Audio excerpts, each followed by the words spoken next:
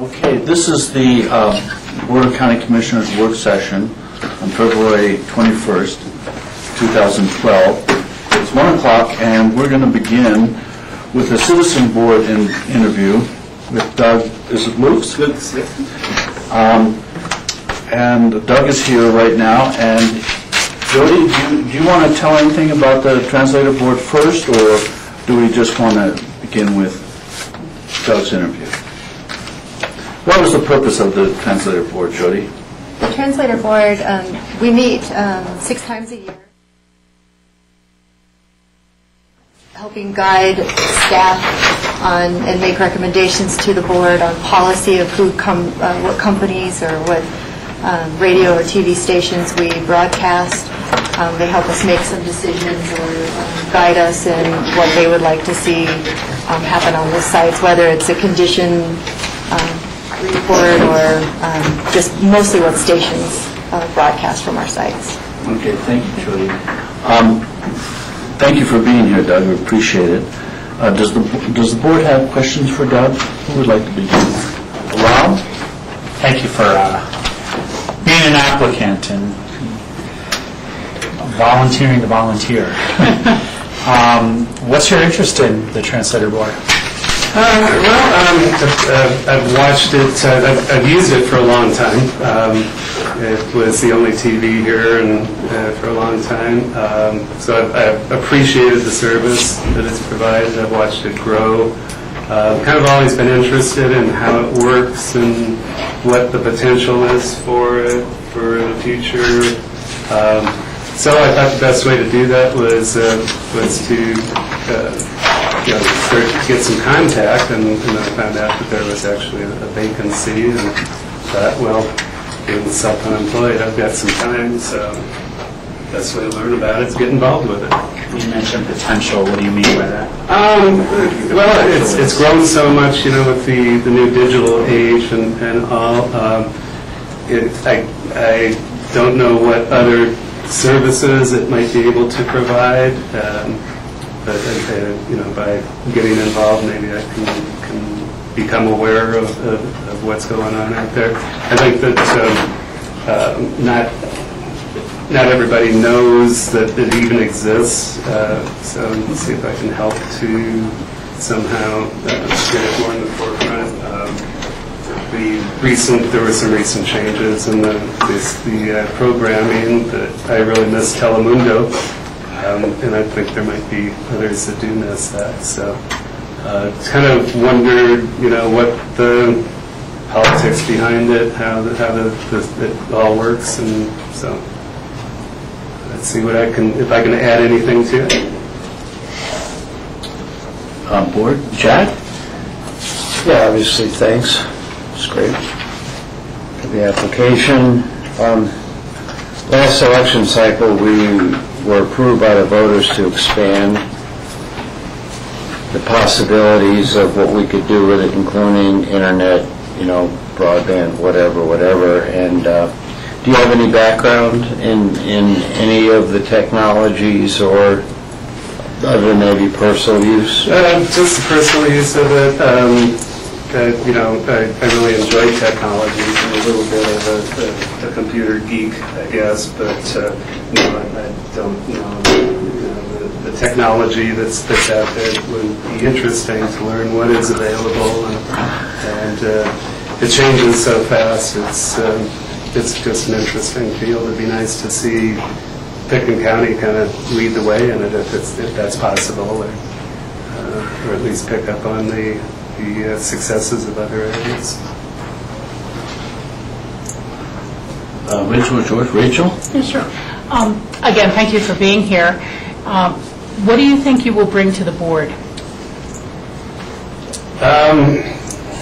Well, I like to keep my eyes open, and I've always had a kind of a knack for coming up with ideas, looking at the big picture, more or less, trying to balance things. I'd like to take life light and all with a grain of salt, but hopefully it I guess it's kind of hard to tell when I don't really know what goes on there.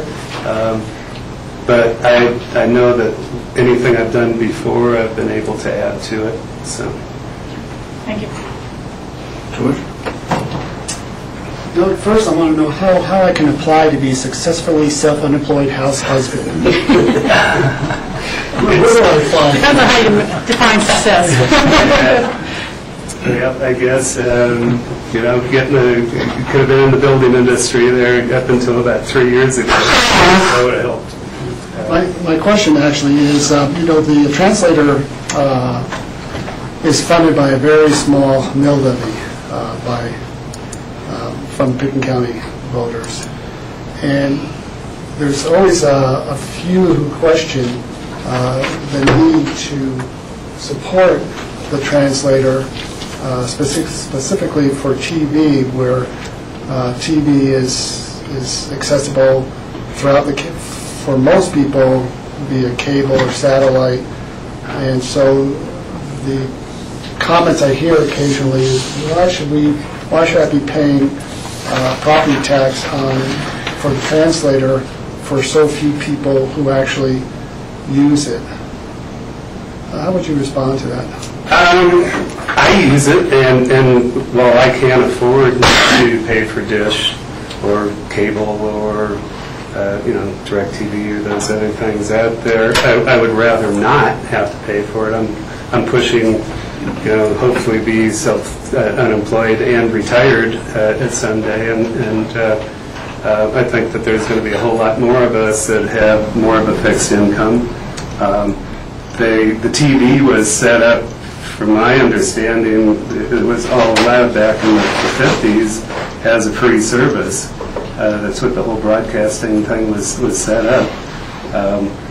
If free TV goes away, which I think they would sure like to see it disappear in the whole country, probably, so that, obviously Murdoch can't make money off of what's coming off of the airways, but then what's next? Radio disappears, because you can get that on the internet now, too.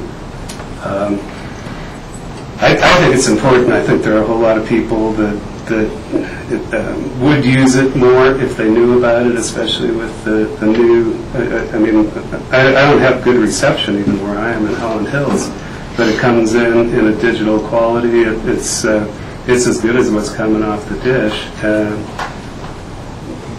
You pay a lot of money for 200 channels that aren't worth watching, and you guys are providing, the news, especially like the meetings that take place here. I don't know how else you would, I guess they put them out over Comcast, but the dish doesn't do that, or DirecTV. I think it's important.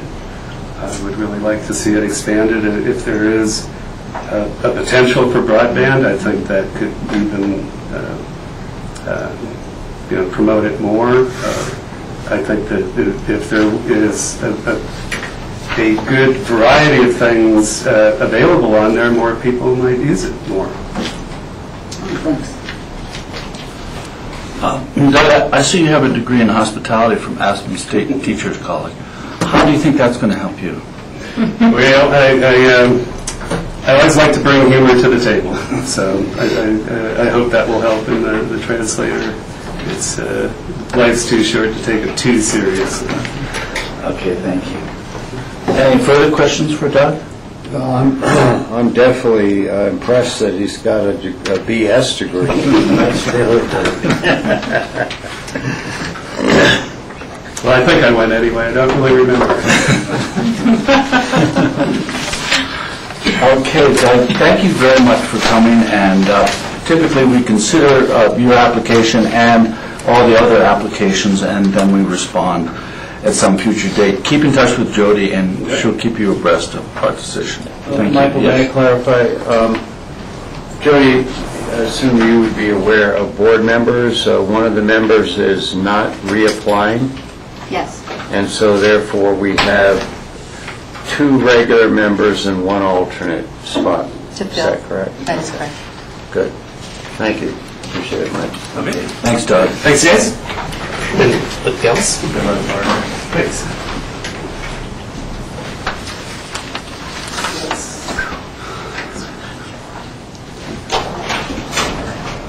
So, is this Sandra in the room? It is. Does the board wish to continue with interviews since the next applicant's here? Is that okay? It's a little before schedule. Are you prepared? I don't know what I need to be prepared for. Neither do we, so you look fabulous. So why don't you please come forward, Sandra? Did you bring your camera? I did not. Actually, it's in the car. So thank you for being here, Sandra. We conduct an interview with our citizen board applicants, and the board just has various questions, and that's how we'll proceed. So, board, is there anyone who wants to start? Rachel? Sure. Well, thank you very much for coming today and for applying. And I'll throw you the first softball and say, why are you interested in serving on this board? Doris Downey used to be the arm for the senior center in the Crystal River Valley, and she is stepping down. Someone needs to take her place. Somebody has to help the people of the Crystal River Valley to let them know what's going on and just kind of help them through the maze of things. I was unaware that Doris is stepping down, although I know that they have issues with elderly parents. They're kind of caring for them. She may not be stepping down, but she's pulling back quite a bit. So, and she lives just above me.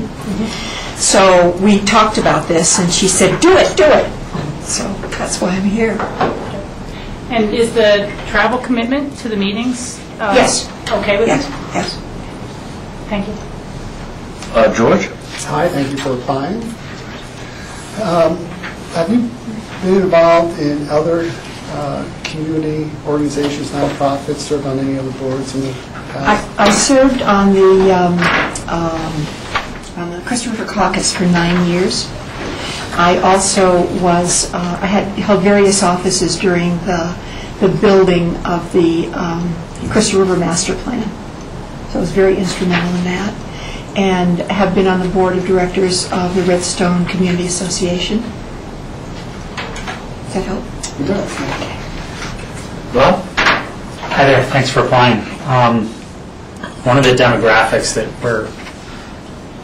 that's brought to us for a lot of the things we do is this aging population, and that there's going to be kind of a big boom of senior citizens coming into our community real soon as our population ages.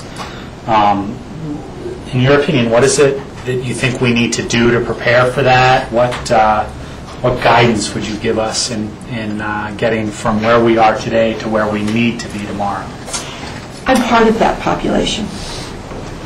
And I can tell you from my own personal experience that having to drive my car from Redstone to anywhere else is becoming prohibitive, just the price of gas. And so many of the senior citizens, also, they're fallen, unfortunately, prey to macular degeneration, cataracts. One family I know in particular, the husband should not be driving. He should not be driving. Now, it's hard to take the keys away from a man. I mean, that's just the way it is. And but he is 93.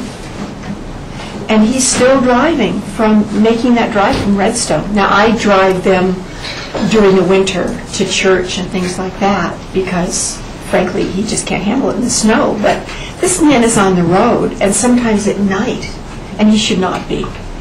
We have tried in the past to have various kinds of assistance, whether it was carpooling or whether it was a bus coming up or the senior bus or whatever. It never worked. I just think that the population, I've lived in Redstone for 18 years, so I've watched from when I first came, which was strictly a retirement situation.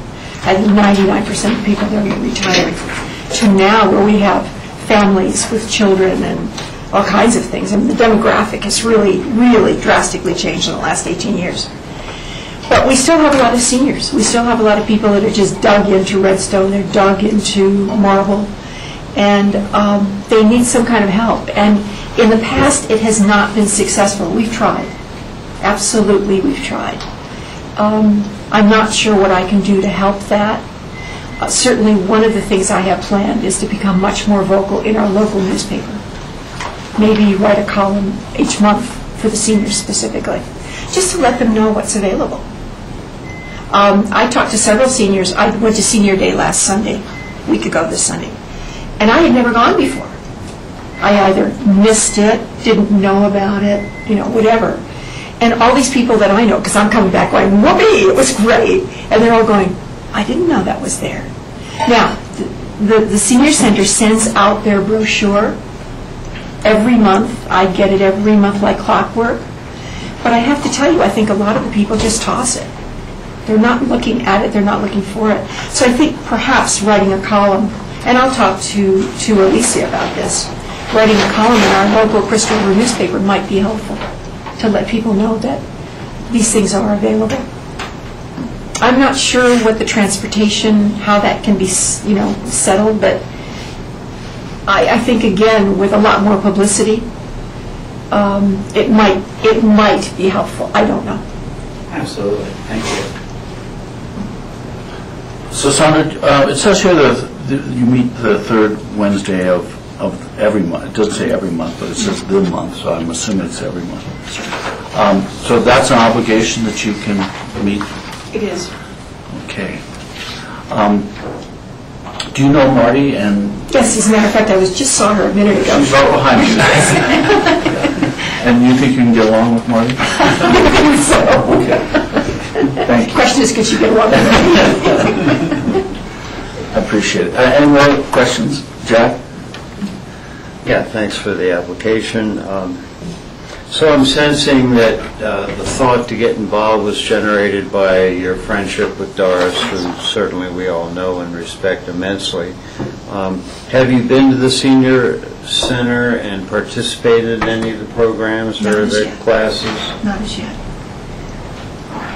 Do you have any ideas, since it's hard to relate since you haven't been there, but do you have any ideas what we might do to further enhance the senior population's quality of life?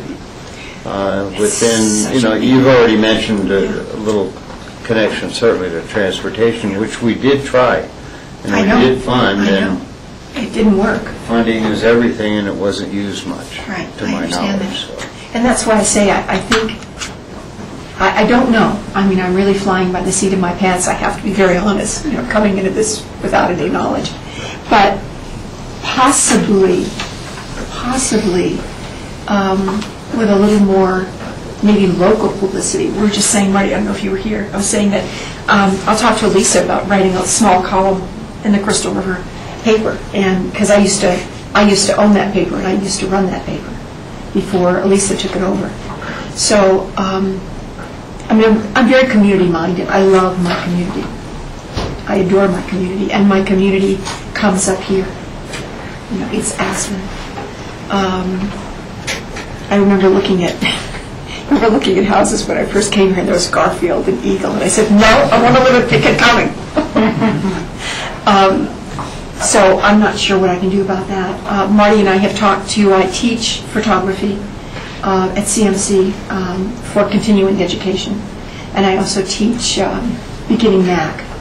So I'm able to offer those classes at the Senior Center, if that will be helpful for them. And I know, I work for an elderly woman, elderly. She's 2 years older than me, and I taught her how to use her Mac, and that has opened her life so that her children live in Europe, and she's now able to communicate to them on a daily basis, sometimes on an hourly basis. And that's real. I think it's really important. I think it's important that seniors not be confused and feel left out in the technological world. I think that's really important. This year, for the first time, I'll be teaching some classes at CMC and Rifle during the summer for kids. I've never worked with kids before. They know more than I do. And it's going to be interesting. But it's going to help me, I think, make that jump, that leap from working with 8-year-olds and 10-year-olds to working with 80 and 90-year-olds. I think. I'm not sure. Well, it sounds like, given that we appoint you, you can make a real positive contribution in a certain few areas. And more unique than what I'm aware of. I don't think there are computer classes currently. There have been? There have been. I've seen them offered. And I don't know what the turnout was. But I love the Mac idea. We Yeah, have the Mac doctor coming now, but we'd love to have a class. Oh, yeah, absolutely. I mean, I love to teach math. So we appreciate your application. Thank you. Thank you very much. Any further questions for Sandra? So, Sandra, what we do is we consider your application along with other applicants, and then we let you know. So if you will stay in touch with Marty, she'll keep you abreast of what we're doing. And thank you so much for coming, and thank you. So, Board, it's 1:20.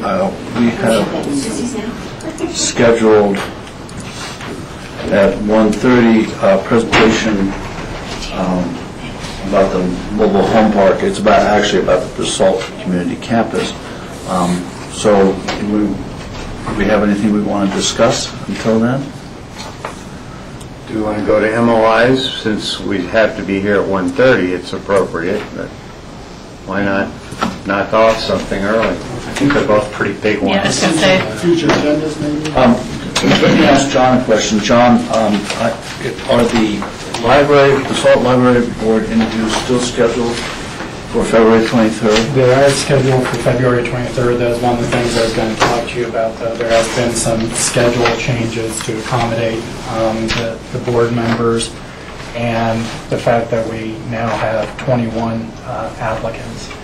And so we are looking at starting the interviews at 9 in the morning on the 23rd. They're scheduled about 15-minute blocks, so 4 applicants. We're having applicants come in by the hour so that if you get through faster like you did today, you have somebody ready to come in. I do have a suggestion out to the group that we try and actually get together at 8:45 so that the committee members have a chance just to get organized and acquainted with one another. It is going to be in the conference room at the Basalt Library. Okay. George, are you planning on attending? Not new? And you're planning on attending? I wasn't, actually, I think you You were... keep seeing we, and I think the we was inclusive of you and George. Oh, okay. Okay. Yes, I'm also planning on attending, but I haven't really gotten any information on time or anything. And I apologize, it has been a moving target, so I can get that out to you today. I'm actually still emailing back and forth to make sure that everyone's on the same page. So given that many applicants, what time are we looking at ending the interviews?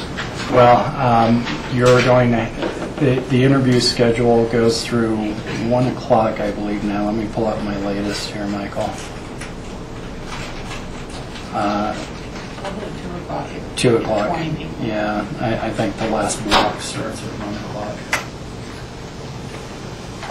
And then you're obviously going to need some time as a group to talk, and so we're anticipating it could go until 3 o'clock. And is there going to be a lunch provided? Yes, lunch will be provided, and we'll also make sure there's some coffee and such there to keep you going during the day. So we're looking at from 9 to 3 conducting these interviews and making our decisions. And there'll be breaks scheduled and such. Mm-hmm. Okay. Does anybody have any other questions for John that we can cover in this short period of time? One more. I would just say we may want to, depending on if there will actually be 21 interviews that day, I think we should let everyone know that it will be a full day, 9 to 4, maybe even 9 to 5, by the time you get through the process and the breaks and the discussion afterwards. So I would make sure no one has any appointments at 3:30, because we want to get this done in one day. That's why we have the Eagle County Commissioners over on this side of the valley. The only other item on future agendas is the next EOTC subcommittee meeting was moved to the 29th at 11, and that's for George and Robin. I think you had emails on that, so You'll be able to attend that one. I'll be at that one, yeah. Yes, Rachel? I have something I can just pass out, and it's not any action required, but the results of our voting on the NAGO priorities. And, I don't know what it is exactly, or if it's something we can fix with IT, but we seem to, Jack and I both, I think, don't get the emails from CCI when they send them out to a large group. And, there was a transportation letter that was sent to the large group, and all I got was from other people's response of, yes, it's a great letter, and I had to ask them to send me the copy of the letter individually.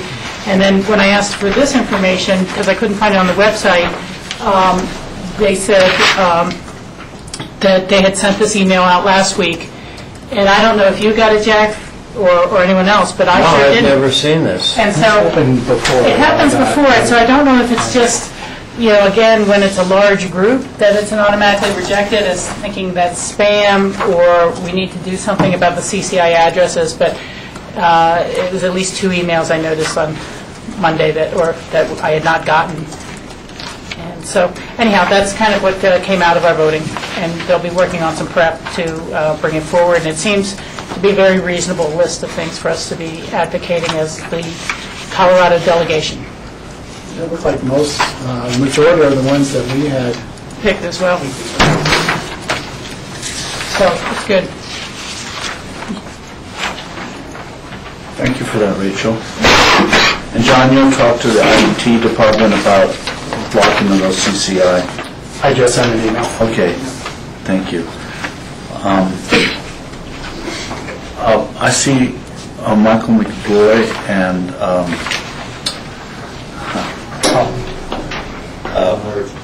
yes, definitely. Why don't you gentlemen come forward? It is 1:28, and it's 1:27.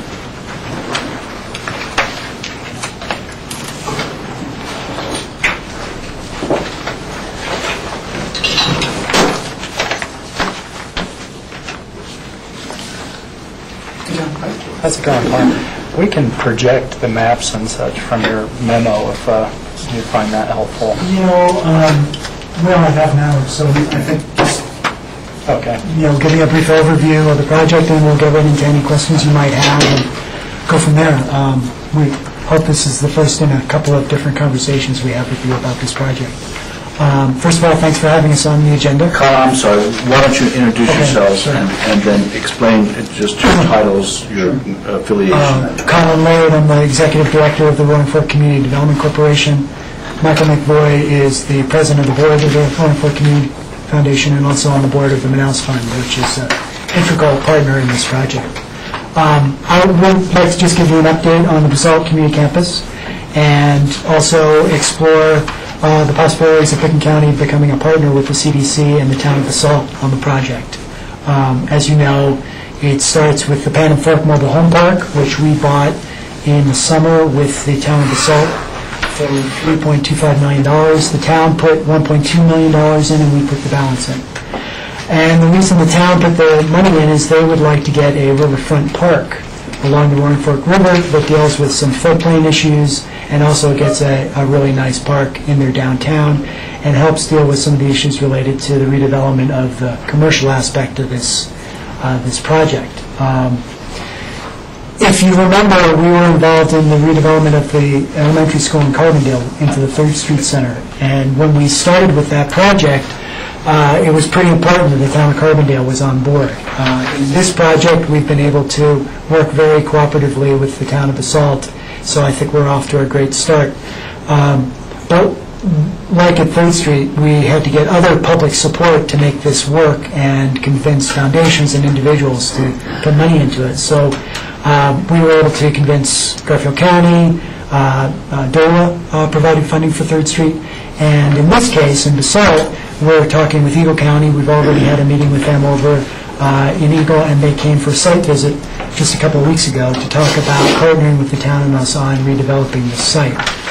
That's the main reason we're here today. I wanted to get a sense from you about your interests. I know George has been to a couple of the open houses that we've held, and we've talked with staff a couple of times about the varying ways that this project drives with Pickens County goals along affordable housing, river restoration, and the potential as a site for cooperative health and human service organizations as part of the nonprofit campus. So that's kind of where we are, and would like to know if you have any questions. I know Michael might have a couple comments related to the project, and since we have limited time, just have a back and forth and see if there's a way that Pickens County might be interested in partnering in the project. Michael, do you have any further comments? I think the one that I would really stress and why we're here is that the entire function of the CDC and the way Manaus is trying to work in this situation is to create public-private partnerships. And we really think that the nonprofit component is an angle and a way of creating a partnership on the public level that hopefully manages to avoid some of the concerns around, quite honestly, the development and the profit motive that drives a lot of projects these days. And given the environment we're in, given what it takes to accomplish this kind of project, we're really looking to start to create that model of how the public and private sectors can actually work together for the community benefit. The perspective of Manaus in funding this and essentially how we look at it is we put in our capital, we want to get a return of our capital so we can go on to the next project. The $500,000 in capital that we've got invested in this, we originally invested in 3rd Street. At the end of 3rd Street, we got our money paid back, and now we've invested it in this property. And so that conservation of capital and return of capital is a key piece for us. And we essentially look at the profit as being the community benefit. And in this case, given the 38 residences that are in the floodplain and are in danger of getting flooded out every spring, not necessarily from overflowing the levee, but as we experienced right after we bought the park this past summer, we were pumping out the park because the groundwater rises with the pressure from the river. As the river goes up, the groundwater is rising in the park, and so it's not necessarily just the classic overflowing of the levee kind of thing. It's the nature of that residence and where they're located. And so we really see a lot of potential community benefits, not only in terms of getting folks out of danger, but creating a park, creating a community benefit, developing the project. We are anticipating having a hotel in downtown Basalt, which is a great economic benefit to the town if we can get that accomplished and on the property. We really believe in the nonprofit sector and the housing a nonprofit in the core of the community. It creates lots of opportunities, lots of additional traffic and some wonderful synergetic relationships in the community. Working with CMC, I mean, we're trying to bring a lot of these entities together and really model what a community and not only its government but its private sector can do in order to accomplish. In this case, the River Master Plan, which was adopted in 2002 and has been in many ways stalled because nobody would get involved in this particular project. When we purchased the project, we were told that there was a negative value to the property. The appraiser came in and his highest and best use appraisal was for a negative value because of the cost of replacement housing. And they just looked at it as something that was so expensive and prohibitive that there was no way to ever economically justify the purchase of the property. And we really believe that there are ways of getting around that, and that if you create this partnership, we can address that issue, solve the replacement housing parcel, develop the property in the middle of town, and create a wonderful park and some of the other amenities and services that we're looking to accomplish. So I think that's the core of what we're here for and what we're trying to create, and how we'd love to work with Pickens County, Eagle County, the state, any other entities, the town, clearly. We're looking to accomplish all of that. So, Colin mentioned partnerships, and you've also referred to partnership. Do you have any specifics in mind as in terms of Pickens County's partnership, aside from monetary partnerships? I mean, what's the subject of that partnership? Give me something. Clearly, housing is one of the opportunities, and we understand that you all are, not only have money in a housing fund, but you're looking to have housing located down valley. And so as we put together the housing component, that certainly seems to be one particular area that we could work with. I think another one is we have already started to approach GOCO to try and get some funding for the river. There are significant issues in the river there, as you're probably aware. I mean, starting at the upper end of the bypass, a good part of Lower Pitkin County and into the town of BOCC is all in the floodplain, and there are significant issues around that in terms of the impacts and what it's going to take to accomplish that. So working together to try and get funding and to address the flooding issues that affect a lot of private property.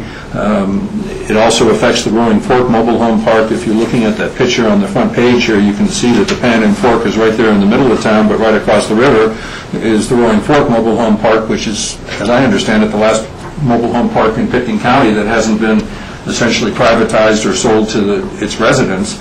And one of the reasons that hasn't been able to happen is, again, because of floodplain issues. So there's a lot of potential cooperation on floodplain and river issues, ideas of things like kayak park and some of those ideas that we've been discussing.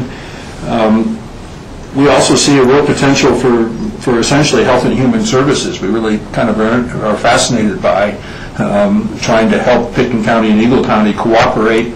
One of the things that Manaus is doing is hoping to get a grant through the Kellogg Foundation for a fairly substantial program to work with essentially the Roaring Fork Valley all the way down to Rifle and Parachute on trying to cooperate in social services and human services to really create one entity that works across all the different disciplines. Right now you got a lot of different departments in government and they each have their own actions, but there's not much coordination and cooperation between them. And we're hoping to get funding that would help put that together, and we think that is another opportunity between Pitkin County, Garfield County, and Eagle County, and just in the valley. So we see a lot of areas that cooperation and partnering could work. Okay. Board, do we have questions? Yes, George. I'll just make a comment. I think for BOCC, this is really a great opportunity in terms of economic development, and we talked at our board retreat about ways to look at enhancing the resilience of our economy. And so BOCC is becoming, or can certainly become, the nonprofit sector for that part of their economy. Certainly with this redevelopment will help.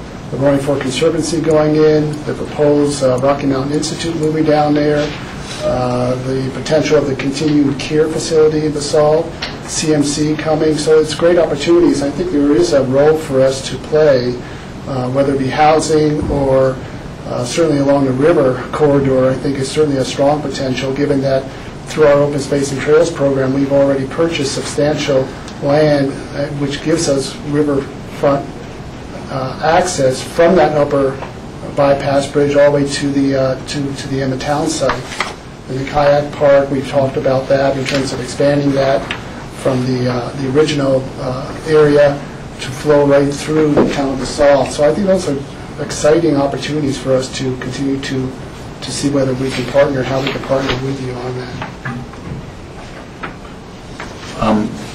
Yes, Rachel? Well, I was just going to ask for John's input, because I know that he has been involved in this kind of from a county facilities side, and I would comment, Michael, that while there's always room for improvement and more cooperation, we really do work pretty hand in glove with Eagle County on our human service issues now, in terms of we share the same personnel, basically, and our senior center is working with senior lunches and senior meals at the Eagle County El Jabel Center.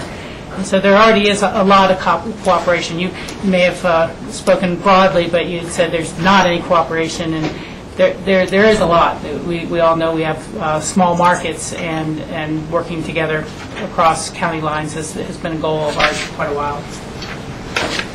Yeah, so this is a little bit different, I think, process than what we typically have, where somebody comes in front of us typically with specific request and a specific goal in mind. And I think what's happening in this process is there's an opportunity.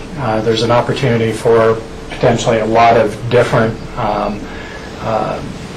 types of partnerships, whether it be housing or social services or what have you. And what I see happening right now is kind of trying to coalesce the project around where those opportunities might actually have traction. And so I think part of where this discussion is going today is just kind of seeking where can we further our discussions without a specific recommendation on the table. And so two areas where staff has been involved, but again, not with specific recommendations.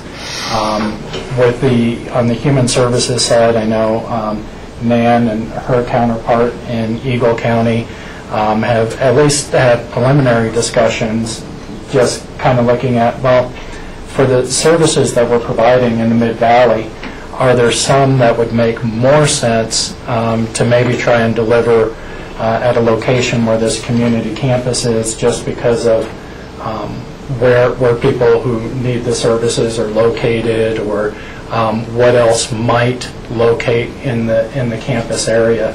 And so while there's not a lot of specifics, we're hoping to continue with the discussion to see how those opportunities might develop and whether there's funding opportunities. Because right now we do have offices at the Elgibel office location. Some of those services may make more sense because of access or such to be delivered in Basalt. And we don't know that list or how the Basalt campus is going to develop. But I think strategically it makes sense for us to kind of stay involved in that discussion and see if there's an opportunity for us to partner there. Likewise, on the housing front, there has not been a specific ask or recommendation on the table, but there could be a couple of different types of opportunities that emerge from a project like this. Now, I'll just list two, and if you guys can think of more, please jump in. But one piece is, I believe that you're still looking for a location or property where relocated housing might happen. And one thought might be if that, if a suitable or desirable parcel becomes available that's larger than what is needed just for the relocated housing, there may be an opportunity for us to use some housing dollars to partner both in that acquisition and the infrastructure, and then have some sites available for affordable housing development in the Basalt area. And then we share in the cost of, you achieve economies of scale by sharing in the cost of whatever that infrastructure is, or in the cost of acquiring that parcel. It helps with the relocation, and it also starts to provide some land side for us to develop on. Again, that just may be an opportunity. There's not a specific, there's no specifics on the table at this time. I think another opportunity is right now you guys are looking at, I believe, developing housing on site for the project right now. And it may be an opportunity if the board wish to engage in that discussion to help with the buy down of those units to keep them in affordable housing. So you're increasing the capacity. You've both moved the residents in the park to a new location, and you also have additional units that get added on as part of this campus. Again, we haven't seen any specific plans or such to that effect, but it may be an opportunity for us to be in on helping to buy down the shared cost of infrastructure and such on a project like that. So let me ask, was there a commitment on the part of the nonprofit or the town of Basalt to replace the housing that occupies the site at this point? And what is the extent of that obligation? The existing ordinance requires a one-for-one replacement on a unit basis. So there are 38 units on the Penn Fork, and so we basically have an obligation to create 38 new units of one sort or another. Exactly what that is under the ordinance is a little bit fuzzy because it really hasn't ever come into play like this, specifically in the instance of a trailer park. And part of our discussion with the residents, if you sit down and talk to the residents in terms of what do they want, one of the true opportunities that they hope to accomplish out of this is the ability to actually purchase space. Right now, they're leasing their spaces. When we got in there were $700 a month space, and most of the units in there can't be moved or very old, don't meet any of the requirements for getting them out of there, and they don't have any option to end up owning any property. They want to become partners and members of the community and have the opportunity to buy a home and establish that kind of commitment to Basalt. And one of the concepts we're working on, and while we don't have an agreement in place, we've got a project that and a relationship that we are working on that could potentially involve actually a purchase of property or an agreement to have property that would create some very small lots and create the opportunity for them to essentially buy the land, build units on there. It could be some multifamily, it could be individual, single family. There's a lot of flexibility, and in that kind of situation, if the county were interested, you could buy lots, you could help with the infrastructure. I mean, we're working on a deal that we can't announce because we don't have an actual agreement, but we're definitely focused on what that's going to look like, and we think we're starting to make some progress in that direction. So, that opportunity of both having housing on the site. I mean, that 38 units is the first piece of the housing that we're going to be obligated to basically replace. In addition, there'll be the impact of the development, the mitigation housing, affordable housing requirement because of the size of the development. And that hasn't even been quantified yet. But what we're really trying to do is kind of give you the heads up, have a chance to bring you all up to speed as to where we are. I mean, we're hoping to come out of this calendar year with all the land use approvals and entitlements in place. That's our goal. We've submitted a new zone district to the town. It's going before P&Z starting next month. And what we've done is taken two zone districts, the public use zone district and a commercial district. The public use doesn't allow any commercial zoning, so we've created a new zone district and submitted that as a proposal to the town. And we're putting in our own land use application that you see some sketches around in the packet.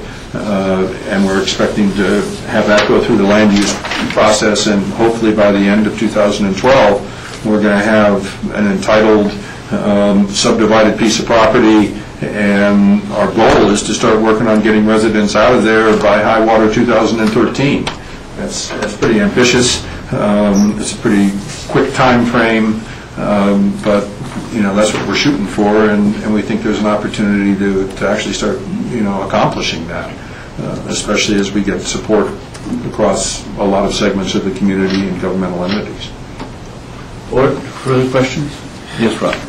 First, I'd like to reiterate George's comments. I think this is a great opportunity for Basalt, the Roaring Fork Valley, as a larger community, and from an economic development standpoint, I think this really does a lot to the community with our connection to the river and the Emma Town site, the kayaking park, all of that. It really, I think we were introduced to this about 8 months ago down at the Basalt Town meeting, a joint meeting, and I think it's fabulous, and I think there's a very big way that Pickens County can be involved. What that is, I'm not sure quite yet.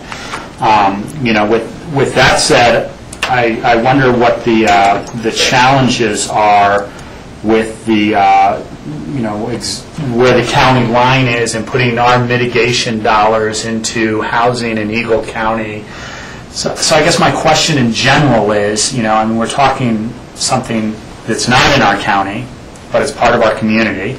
I'd love to see a Roaring Fork County, but that's not going to happen. So the reality is that we are talking two different counties. We are talking mitigation dollars for our taxpayers and that sort of stuff. And my guess is that part of the ask is going to be a financial support, if not just a pat on the back in one way or another. And I totally see the partnership. He's caught on really quickly.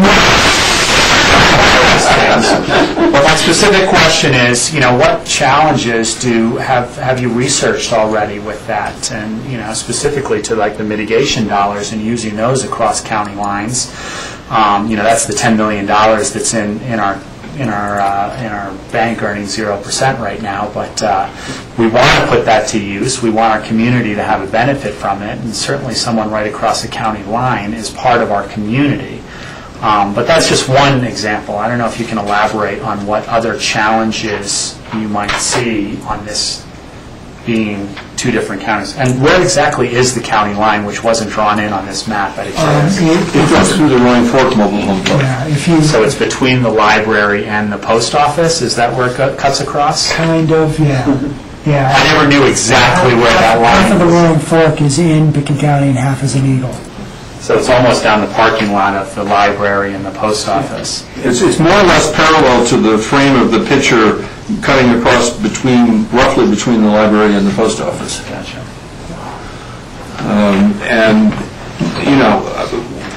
We certainly are not trying to make this too global an issue, but I can say that we've been approached to try and take on the Roaring Fork Mobile Home Park at the same time. I mean, and quite honestly, we don't have the capacity to do that. But the reality is that we're looking at, an opportunity, and Basalt's looking at an opportunity to really significantly ramp up the river master plan, which involves part of Pitkin County in terms of along the river and the corridor as well as down below.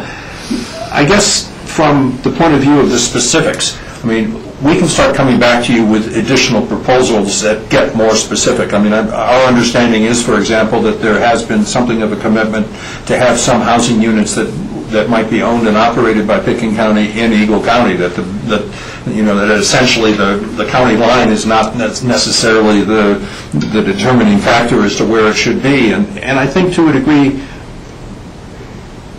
that's what we're really trying to do, is because the political subdivisions of this valley are very strange and at times create, one product and one project that, and not to mention homes that can literally be in both counties. What we would love to do is have an attitude of let's look at what we can do cooperatively, and whenever we are approaching an entity, certainly a state level or a federal level or any of that kind of thing, when we're dealing with the Army Corps around river issues, that we make sure that it is a cooperative situation, and at times that involves dealing with two entities and getting those entities to talk and say what can we do and how can we make this work. And it would be wonderful, we would really consider it a success if there were a way to create a sort of an ongoing relationship that didn't sort of start from the beginning and ask for cooperation with two different entities and get them to come together and then you work on one project and then the cooperation starts all over again if you've got a different project or a different area that you're working on. It just is a question of what's best for the overall community in the valley, and I think a lot of us look at it that way. Certainly when we did this deal with the town, the reality is the town and the CDC are partners, and they're going to have actually some conflicts when we start getting into the land use approval, because they own the park and we're managing the trailers on their park, and we can't do they can't have access to the park unless they work with us, and we can't resolve the river issues unless they work with us, and we're using the same hydrologist, the same planner. We're really trying to define what is a public partnership with a private sector entity, in this case a nonprofit entity. What does it look like, and how can we make it work, and how can we not allow a lot of things to sort of rise up as a problem, but instead create solutions. Rachel? Yeah, for me, I think this is a lot of exciting potential, as others have mentioned. I don't have qualms per se about whether the housing units should be in Eagle County or Pitkin County, but I think it's something we need to investigate with John Ely, particularly the strings attached to that dollars. I don't think it's a prohibition about where the housing is created, but it may be that they need to be employees of Picken County. Somewhere, not Picken County, the organization, but within Picken County, because that was what the mitigation dollars were for impacts to the housing situation in Picken County and employment in Picken County. But I'm not sure. That's just something to have him look into. I've always kind of said to the board, I'd love to see the housing dollars do double duty, where they're accomplishing multiple goals at once. And these places in the floodplains have certainly been an issue. And we're just always lucky each spring that they don't become too big of an issue. But it's not something that can be ignored forever.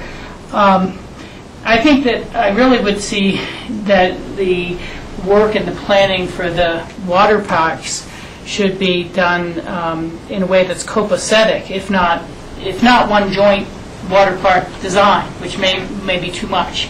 And there are, at some level, different purposes. We have filed for our recreational in-stream diversion right, which is above the confluence of the frying pan and is a significant portion of the river in its own right. But I certainly want to see that the lines or the flow or whatever were together. And, we're going to be challenged to find our local match, should we be fortunate enough to see a GOCO, as well as I'm sure BOCC is as well for theirs. But I think it's important that we don't go into the GOCO process trying to argue our park is better than BOCC's park, for the funding, as opposed to, both of these projects should be supported over time and finding a way to do that. So, I'd like to see things continue, but as you probably know, we're very dollar shy.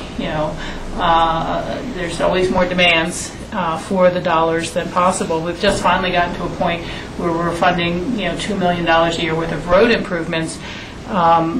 We should be doing $3.6 million a year worth of road improvements, and that is coming from a non-replenishable capital fund. So, we don't have great reserves for different things, but I think there are certainly ways in which we can continue to work together and see what we can come up with. Yes, Jack? Yeah, question. Would either of you have any idea what the lot depth is in total?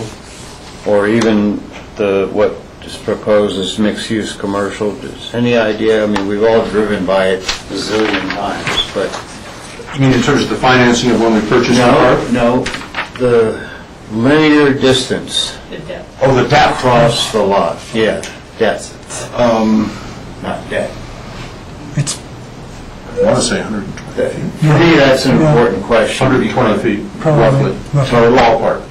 As we get to the park. From the street to the property line that divides the park that the town purchased, roughly 120 feet. So your entities is approximately 120 feet.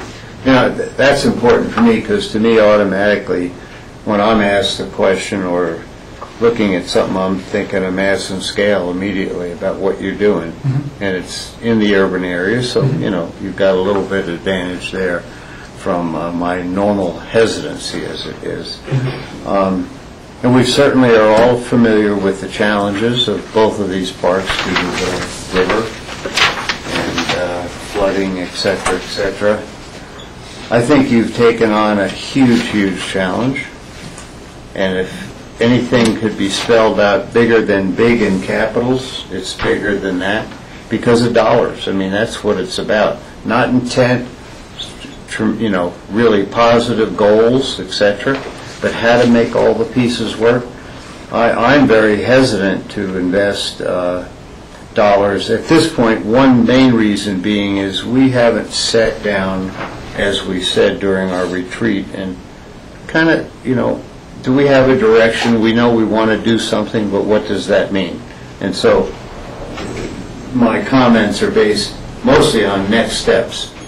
But I'm hesitant to get involved in an element of this on the housing level, because I would assume any dollars put towards it has to go for infrastructure as well as building, the product.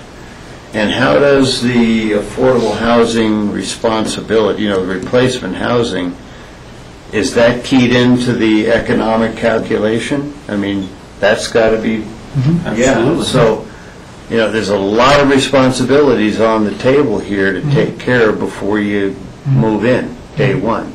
So I'm very concerned, and I'm looking for value. I don't mean value in the cheapest possible, but the value on all fronts. So, boy, you all have a lot of challenges, and I certainly wish you luck. I'm not really proactive in saying, yeah, I want to be involved as an individual commissioner. I support the goals, but I just see the challenges and dollars, and I have really very little interest in putting Health and Human Services building here, only because of the cost. Yeah, it's ideal, but you could take the bus to Elgeville too and save millions. So honestly, there's just off the top of my head, it's just such a challenge to make all those dollars work and have a product that you all want to be proud of, and everyone, because I know the town is way into this. And it's just a big challenge. Every other word in my mouth is challenge. Jack, it's a little past 2, so we're going to wrap this up. And I think the sense that I get is, and I'll ask the board to agree with me, is that we want to stay involved through staff involvement and let them come back to us when they see opportunities within specific opportunities, in general, talk of general opportunities, and come back to us with those strategies that they think would be most fruitful. So thank you very much for updating us. Keep updating us. And it's a very interesting project. Thank you. Thank you. Thank you. Thanks. So it's 2 o'clock, and we have the 2012 Facilities Projects Update. And Jody, are you going to lead this? Yes. And do you have a slideshow for us? Yes. We're getting that set up, and I was going to do just a quick introduction while Jody and Jack are getting set up. Or maybe we should do the chair shuffle first, since we're... One chair shuffle. One chair shuffle, yeah. I got the shuffle seat. Forgot to tell you about that. Michael, do you mind hitting this? Yeah, I know. So what we are going to be updating you on today is, in the 2012 budget, the board approved approximately $2.2 million in facilities projects, including projects from the facilities audit that we presented to you last year, as well as the energy conservation measures that were recommended by Innovate. And what we wanted to do today was, one, go over the scope of projects, but also, more importantly, staff has a couple of recommendations for scope changes, and we want to be sure we have an opportunity to discuss those with you and get your direction on them. And specifically what you'll hear about is in relation particularly to this building that we're sitting in right now. Before making any of the improvements that we discussed during the budget process, staff is wanting to take a step back. The county's had a lot of discussions over the years about the adequacy of facilities or not. And we think that it's a good time now for us to take a step back and really take a look at this facility. We have 4 floors, almost 16,000 square feet. John, when you say this facility, I'm sorry, this facility that we're sitting in. And what's the name of that facility? This is the Courthouse Plaza. Courthouse facility. Yeah. So taking a look at the Courthouse Plaza and really looking at our projections of where our workforce is headed, how that work is going to be conducted, and whether we think there's currently adequate roof space or adequate square footage that may need to be redesigned in order to accommodate future growth. And we think that there may be a potential project in there within the expected life cycle of the energy audit improvements that we had originally recommended. And so before we make any recommendations to make improvements to this building, we wanted to suggest, let's not take on that scope, and we'll explain this more in the presentation, but let's take some time to really think about what the future of this building is going to be before we put a lot of money into it. We also, at the board's direction, took a very close look at the Innovate proposal, particularly around project management, and are suggesting a significant change in our relationship with Innovate, which amounts to some significant cost savings, particularly around project management, bringing more of that in-house. And then the other scope change that we'll want to talk to you about is adding in. So we've had 2 scope reductions, adding in some controls projects that we think will help with some of the balancing problems we've had with our HVAC systems and being able to manage those. So with that, I would turn it over to the experts to go into more detail. Jody, will you introduce yourself and your title and Jack's title also, please? Yes, I'm Jody Smith. I'm the facilities manager. And I'm Jack Wheeler, I'm the facilities project manager. And let me ask you, Jody, when did Jack come on board? Because I think this is the first time Jack has appeared in front of us. Is that correct? That is correct. Jack came on about 10 weeks ago. So and his first assignment was this project, to get his head around what we're proposing today. And he's been very involved in making these recommendations. If you recall, during the 2012 budget process, the board asked us to really look at the possibility of managing the projects in-house rather than paying that premium to Innovate. And we really were able to look at that. And it was perfect timing because it actually happened right when we were doing the Public Works restructure. And the translator department came under our department. And then the translator employee actually left the organization about 2 months ago, or about 2.5 months ago. And that was the perfect time for Phyllis and I to look at what could we do differently, how can we save money, and how can we restructure this so that we can do these projects in-house. And that's where we went with this. I'm now taking on the responsibilities of the administrative portion of the translator and the translator advisory board, managing those contracts, helping with the public, and working with the board.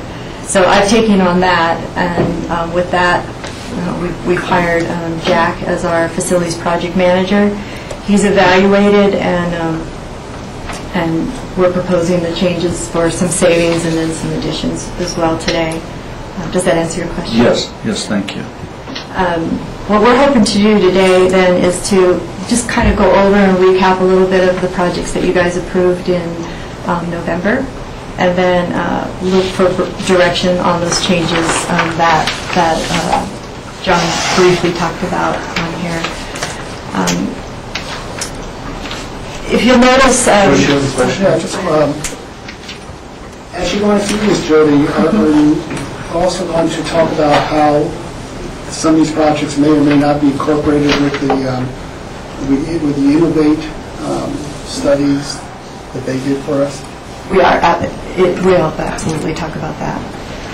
The first part of it, if you recall, during our budget process, we had 2 types of projects. The first one was our capital improvement projects, and those were approved by the board. They were based on the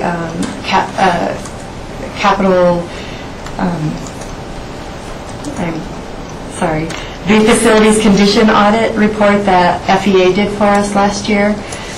They were based on the life safety and structural issues that we had with our buildings, and all of those were recommended for year 1, and they were approved by the board as year 1 projects.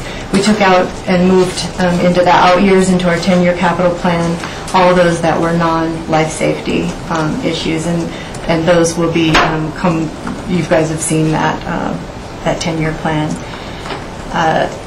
In this slide, to save space, I abbreviated CH for courthouse, PW is for public works, and HHS is for health and human services. So I kind of wanted just to briefly talk about, and these projects are already in the process of going out to bid and repairs being made because it was approved by the board, which is our fire detection upgrades at the courthouse plaza, jail, public works, and human services. We have some devices that needed upgrade because of code, the code changes that happened, and then some, just to make sure that we're in compliance. ADA compliance issues, that was access and signs. We have some railings and access stuff that we want to take care of. And as you know, we're doing a new fire sprinkler system in the courthouse, and that it includes design, and we'll be doing that at the Public Works Administration building as well. That was all recommended as that fire life safety. The structural repairs for the courthouse plaza, jail, public works, and human services are a variety of things. The significant ones are we have water penetrating into the courthouse through the outside walls, and same with the courthouse plaza building. So we want to take care of that structural stuff. And there's, what were the other structural? There's some issues out of Public Works where some buildings have been damaged through impact and other things, and also just some weather-related issues with some of the other issues at some of the smaller buildings out at the Public Works area. And then the last one in this, the capital improvements, is the electrical safety upgrades. This was, we had some hot panels, meaning that the rated panels are at capacity of circuits. So we're working on all of that right now to mitigate those safety issues. The one that I did want to point out in this is that the jail, this may end up coming back to the board. We're not sure. The small amount of money, it was less than $1,000, was allocated to the jail to fix 2 hot panels and another panel that has some damage to it. So, and in starting the investigation, Jack has also found that the communications director is looking at replacing some UPSs, which puts additional load, and there's some other things that we don't know if we'll be able to absorb that into the cost of the funding that was approved on that. UPSs are? Uninterruptible power supplies.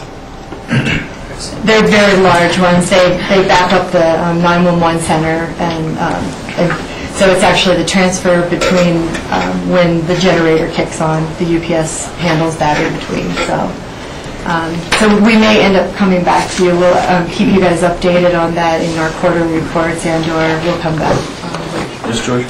John, at the courthouse, I remember we talked about some of the challenges in terms of doing upgrades in a historic building. But we also talked about if there were any opportunities to look at grant money as part of that project. We did do some research on grants, and Jack actually has a file on his desk to look at. There's a deadline of April, and to go for Colorado Preservation money. Colorado Historical Society has one grant that we have fit all the criteria for. It's due April 1st, and we intend to fill out the application. We did hear that there's stiff competition. There's a very large project in Denver, but we feel like we might as well go for it. That would be the dome? That would be it. So again, staff intends to move forward with this. We are moving forward. The other part that I'll just mention is we are doing some bundling for economies of scale. We're trying to make sure we're smart in how we bid these so that we can impact our tenants once and also get the bang for our buck. The second part of the major projects was the energy conservation measures. This was the project that Innovate did, the full scope of work for in conjunction with the Governor's Energy Office. We have not changed the scope in this slide. We still are going to be doing all of the stuff that was in there that the board had worked on, and staff and the section leaders, making sure that we were focusing on the return on investment, bang for our buck, and reducing our carbon footprint and cost savings for energy. If you noticed, the plaza is italicized in this slide, so that, because we are going to be talking about that, and we wanted the board to be able to have an opportunity to see what projects those would impact. Again, this is about being fiscally responsible by bundling and doing the whole project. Yes, Jeff? Yeah, you might not be able to answer this right now. You might come to it according to a series of slides. But the retro commissioning air balancing in the plaza, is that also another italics? Yes. You know, because we don't know where we'll go with this building. Actually, if the recommended changes are approved, we would still do the retro commissioning and air balancing in this building because we have user comfort concerns during the planning process. And so, what I don't understand is if we're not sure how this building plays design-wise, I mean, I'm thinking John's, maybe I'm reading into this, but his comments led me to believe that, hey, we could take a floor and totally gut it. And what does that mean? I really don't know what technology, what, you know, is it ductwork, is it whatever? So Jack, That links these two items, retro, air balancing, and... We can get into that more when we get farther in, but there's the planning period that we've discussed is probably somewhere in the neighborhood of 3 to 5 years before we get a plan in place and do something. And we have to use the building until then. And to make this building more usable as far as the conditioned spaces go, and it will also conserve energy and do all of the things that were the original goals of this. We think that the retro commissioning and air balancing still needs to happen, and it's not a huge cost. And that's an important component, is obviously the cost. But I certainly don't have the background like yourself, but I was in construction for 30 years or so, and you never like to do things twice or 3 times. Mm-hmm. We've had a lot of conversations about that as well. Right on. Thank you. And Jack, I would just like to say, we're doing some fire systems upgrade for the former projects.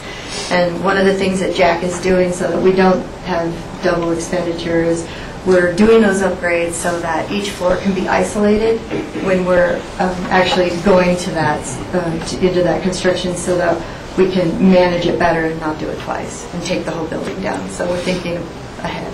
Great. Bob, do you have a question? Yeah. My recollection, and it was almost a year ago, where we had all those Innovate charts and spreadsheets and all of that, was that we basically focused, and I think that's what this is, on the projects that had a short-term payback. And by that, you mean, I'm thinking that you mean that they pay for themselves over a under 10-year period of time. I forgot what time frame we were looking at. And that if we go through Innovate, we're going to get guarantees on that. If not, we may spend our money and reap the benefit that way. Can you explain a little bit what direction we've gone with? What's the year payback on these projects? What was the cutoff? And what relationship with Innovate are we going to have going forward in regards to that guarantee? The answer to that involves, based on the recommended changes, and we haven't discussed all of them yet, but based on the recommended changes, I met with John Redmond, and with the altered scope, the initial investment will be paid back in 8 years, including the cost of money. In how many years, Jack? 8.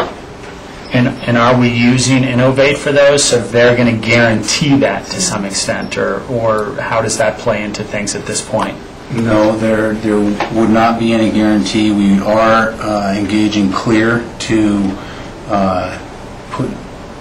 put in place a monitoring and verification system that is accessible to us, you, and the public, that will show the energy cost savings by month, by day, by year, however they want to view it. So all of that data will be there, and so there's an accountability system that we're putting in place with this, but there are no guarantees. And you know, I had extensive conversations with Innovate about the guarantees, and the question that always gets raised is exactly what are they guaranteeing, and if they're guaranteeing, we have to operate the buildings, and if we do something that isn't in line with exactly what their programming was, then we take responsibility for that. I think they're a good enough firm, and I've seen their data, and I think that we can expect to save energy along the lines of what they were talking about, whether it's 80% or guaranteed 90%, whatever it is, we're still going to be in those. And there's some, and maybe through that it's a 8.5-year payback instead of 8. But I think that the accountability is there, and we're going to see the energy savings. Yes, Rachel. Thank you, Michael. This may be something you'll answer as you go forward, and feel free to do that, but I want to put it on the table because it's kind of been what, you know, I got from reading the executive summary for the PowerPoint. The first is on the Courthouse Plaza, the recommendation to postpone the energy conservation measures until the reprogramming has happened. To me, I think that that's more appropriately listed as money that's been postponed, not saved, because it may be saved in this year, but if we're eventually going to be spending it, we need to show it in out years. So it's not really savings, it's just postponed. And to that end, it may kind of bump up the total amount of money that we've allocated towards these projects over the long haul. The second is just kind of again, a little bit of a technical, but you know, it's easy enough to get a little gasp on 325,000 for the HVAC controls project, but then I realized it's over 4 buildings, and you know, okay. But I'm wondering whether we're going to have better control over a leaky building, you know, by not doing the wall insulation and things like that. So we'll have better control over, you know, people's comfort level, but we just better control over a building that still leaks so much energy. And so that is a little bit of a dilemma for me. So I'll just let you guys deal with that. Yes. So let me just, we have till about 2:45, so I think we need to let Jack and Jody move ahead here, because we're going to get to 2:45 and not be able to take a break, which I hate. So the proposed change number 1, of course, has just been talked about, is the savings that we see by bringing the project management in-house. There was no change in scope except for what we're proposing on change number 2. And that we do save about, you know, a little over $350,000 by Jack managing these projects. And he'll be doing both the capital and the energy projects in-house. Innovate does remain on board with us. They're our third-party commissioning agent. They'll do our mechanical, electrical, plumbing. They'll be doing our design work for us. And that feels really right, seems as they've been so involved with us. Michael, I'm sorry I have to ask this question. So we project $350,000 in savings. Where'd that number come from? Because it was Innovate's piece, and part of it you could extract out as profit or Fees. Fees. Oh, just plain fees. Fees for managing the project. But then were the fees related to those savings? Or was that a specific line item of fees, and that savings energy was another component of their economic calculation?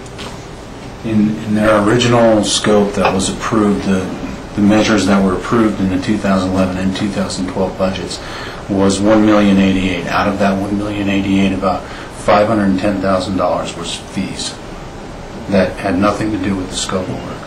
Good. appreciate delving down into the line items. John, did you have any? I think you covered it. They're real dollars. Yeah, that's what counts. The proposed change number 2, which has been talked about to eliminate the courthouse plaza from the the energy conservation measures, as indicated on slide 3. This will give us a year or two to plan and go out to bid and budget and make sure the board is on track with us. And this came about as many discussions with John Peacock and just touring the buildings, looking at what a waste we have in the basement. We've just got storage rooms. There's so many things that need to be upgraded in the building that we really wanted to look at that before we have investment of new money. One of the things that I will say, that it does say a savings of $235,500, but even if it's, Jack did get a proposal from a local architect for the design, and that came in around $100,000. So we still have money going back to the general fund for the design. That's if, so there would be a couple phases here. One, what we're really recommending here is we think we need to step back in order to do more due diligence on this building before we make the investment, because if we invest, we have an overall payback period of 8.4 years, but actually there's a broad range within that. Some pay back really quickly and some take 14 or 15 years to pay back. And so what we didn't want to do is make an investment, say, in lighting, and I can't remember the exact payback, but I think it was over 10 years on the lighting improvements. If we were going to be able to come back and say, hey, we think we can actually live within the square footage if we do some things with it, and 5 years from now tear it out. And so if we're going to live with this building as is for the next 14 or 15 years, and we could recommend that with a straight face, then we'd say go ahead with these improvements. But we felt like we needed to do some more due diligence to see if it's, one, feasible for us to live within this square footage for a long period of time. And then if it is, what we would come back to you with is a recommendation that we engage an architect to do some work with us so that you can see what that would look like and get some specific project recommendations. But we need to do more internal due diligence to see, do we think that there's a square footage gain potential here, which I think there probably is, and also what do we think our employment needs, our housing for not housing, but our office space for employees, that need is going to be in the future. Then we can tell you if it's feasible that, gosh, if we just make some improvements to this building, we can accommodate our needs for a long period of time without making a massive investment in additional facilities.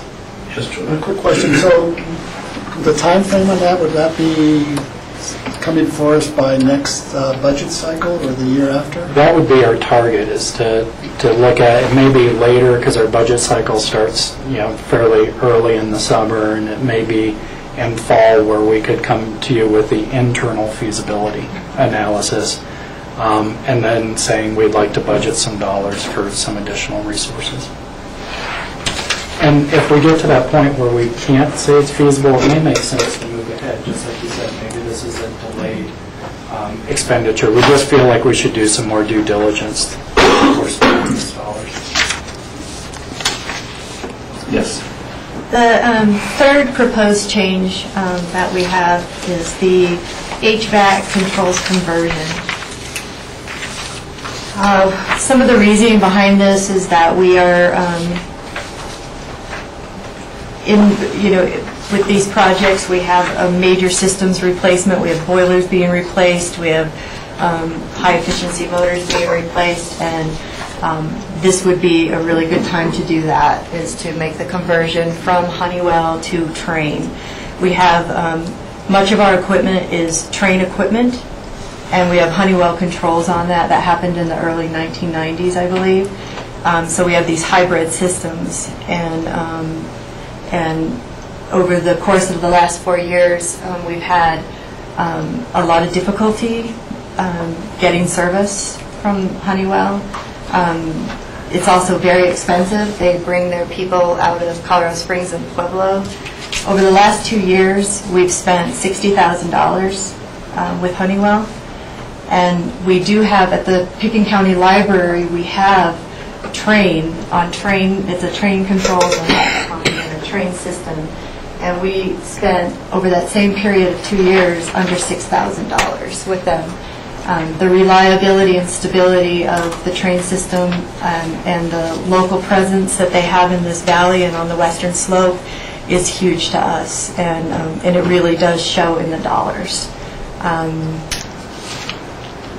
So that's what we were looking at for that. It is an added cost of $325,000. I do recognize that we did do a energy efficiency project with Honeywell in late 2008, or it was 2008, where we did spend money doing some of those same high-efficiency pumps and motors. That equipment, there's at least 50% of all of that equipment is still good and stays. It's not all being ripped out. The majority of that cost, that other 50, was the controls, the computer, the upgrades for our care package, and all of the DDC stuff. DDC? I forget what DDC stands for. Direct Digital Controls. There you go. Thanks, Mark. So that's what that was for. It was to control all of the equipment. So again, this gives us about an 8-year payback. We do recognize too that one of the bonuses of doing this now is that we impact our customers and our tenants one time when we're doing the whole package here.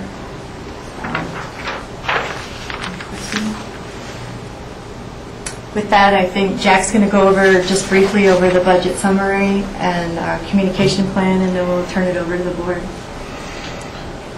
So the initial approved budget that's out there right now, based on monies that were approved in 2011 for boiler upgrades and things like that, and the 2012 budget for the ECM measures, at that point it was the energy performance contract was $1,100,000 something. It's there. The internal project management, by taking it in-house, there's a savings of $350,000. The proposed plaza change would be a credit of $235,531. The HVAC controls conversion to train equipment, controls on train equipment, would be $325,000. We put an additional contingency in because of the in-house management and some risks that we saw in the bidding and buyout process of $50,000, and it brought the project cost with all the recommended changes to $855,000, which would be a return on the approved budget of $259,596.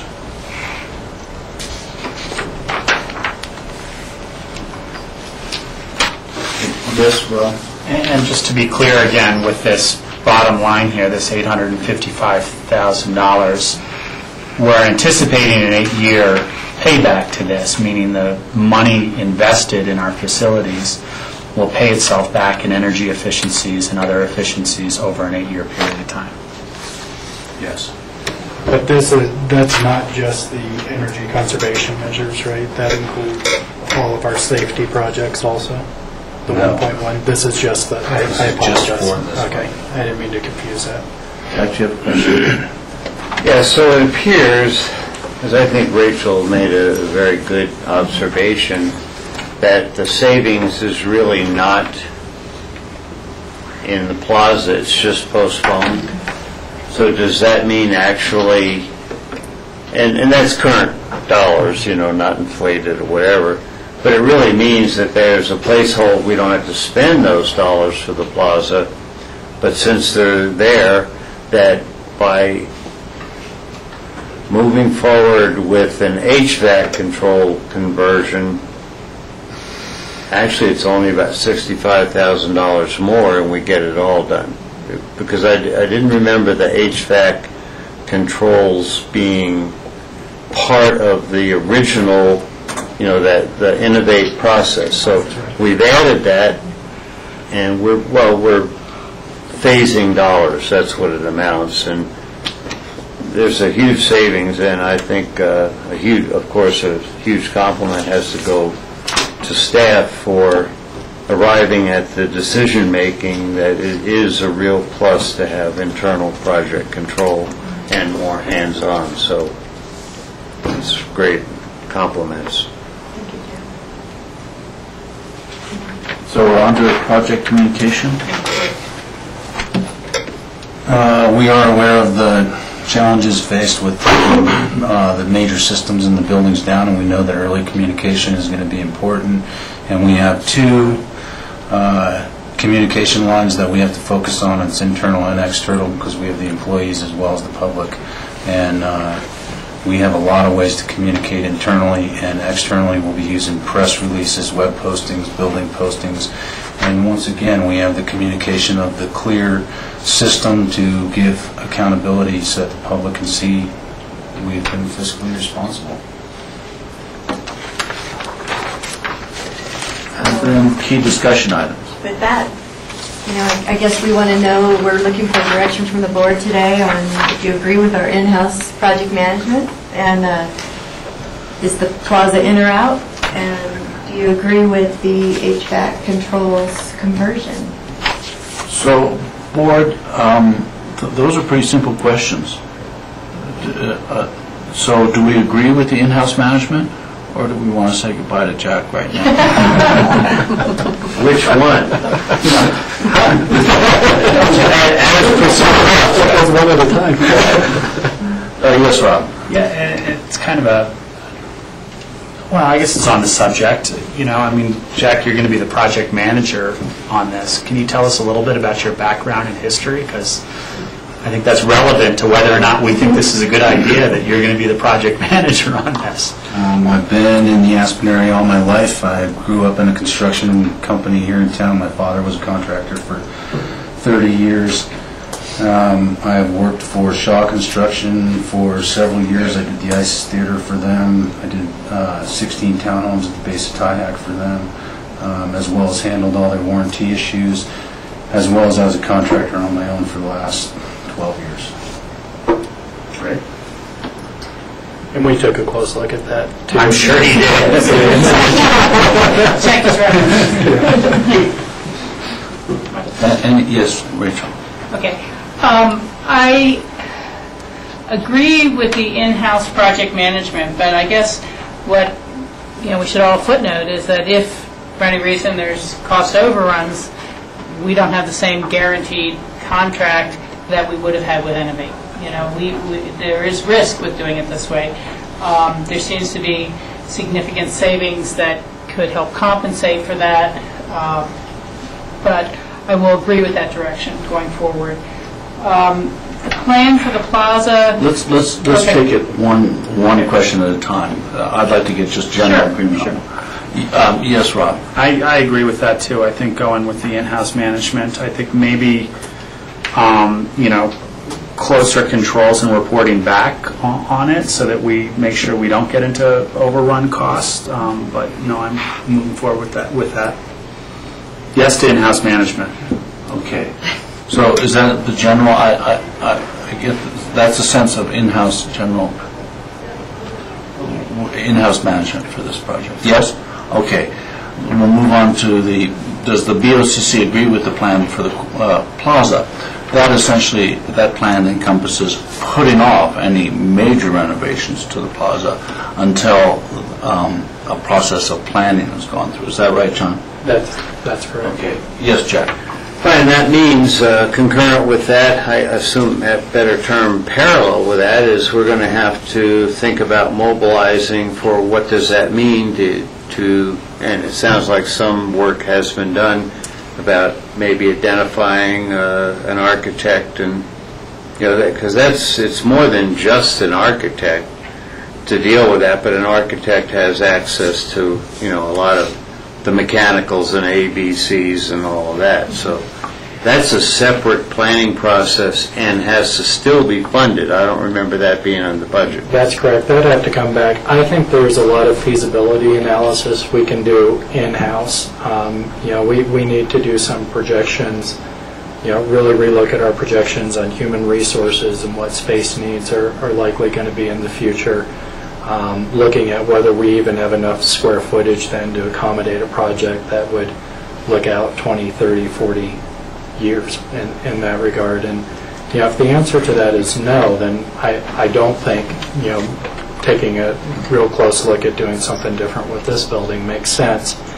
But because we haven't answered that, I didn't feel good about making the improvements to this building until we did more due diligence on it. So that's why we put that recommendation in front of you. If the board feels differently, we can of course continue with our plan as originally conceived and get those. So this is really a short-term interim. Yeah. This question is going to come back to us with specifics of planning and feasibility. Yes? And I'd like a reporting back, an in-depth reporting back to us as to what those space needs are, because, I think we've got a whole lounge area in our BOCC office that I've never used, and that could be used up. And we always talk about redoing this room, but as far as I'm concerned, this has always met our needs.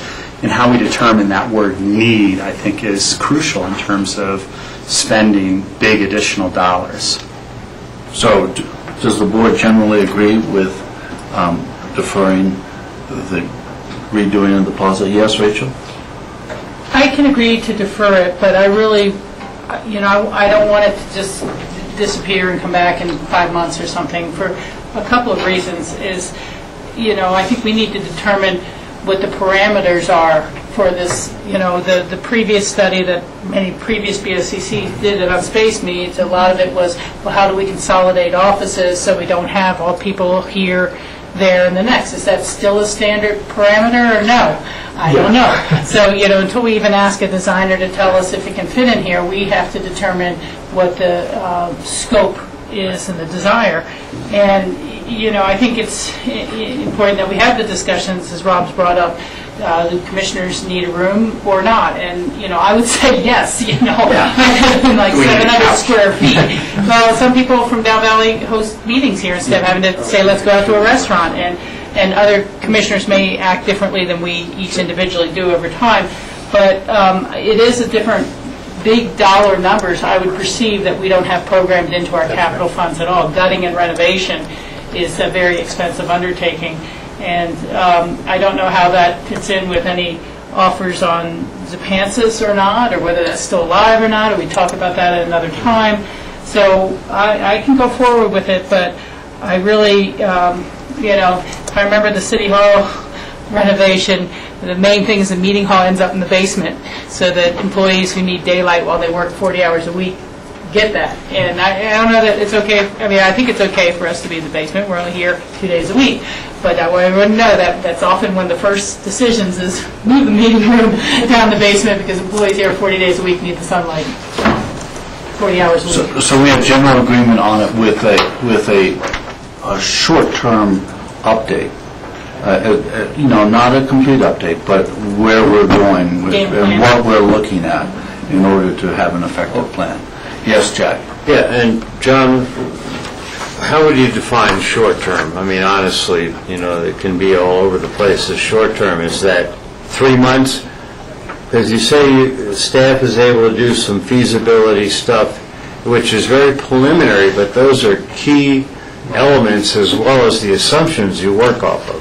And as I'm hearing this discussion, I think short-term, within the next few weeks or so, we need to come back and talk about the process and the kinds of questions we're asking and how to make sure, not have the answers, but make sure we're all on the same page with what we're asking and how we're going to proceed with that analysis. Because I think I'm hearing that in the concerns from the board. So that means a month or less. Is that okay, Jack? Okay. John, is that feasible? I think we can do that, yeah. Yes, George?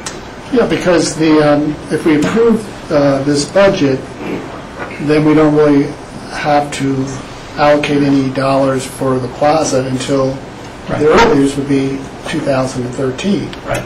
So I'm not as,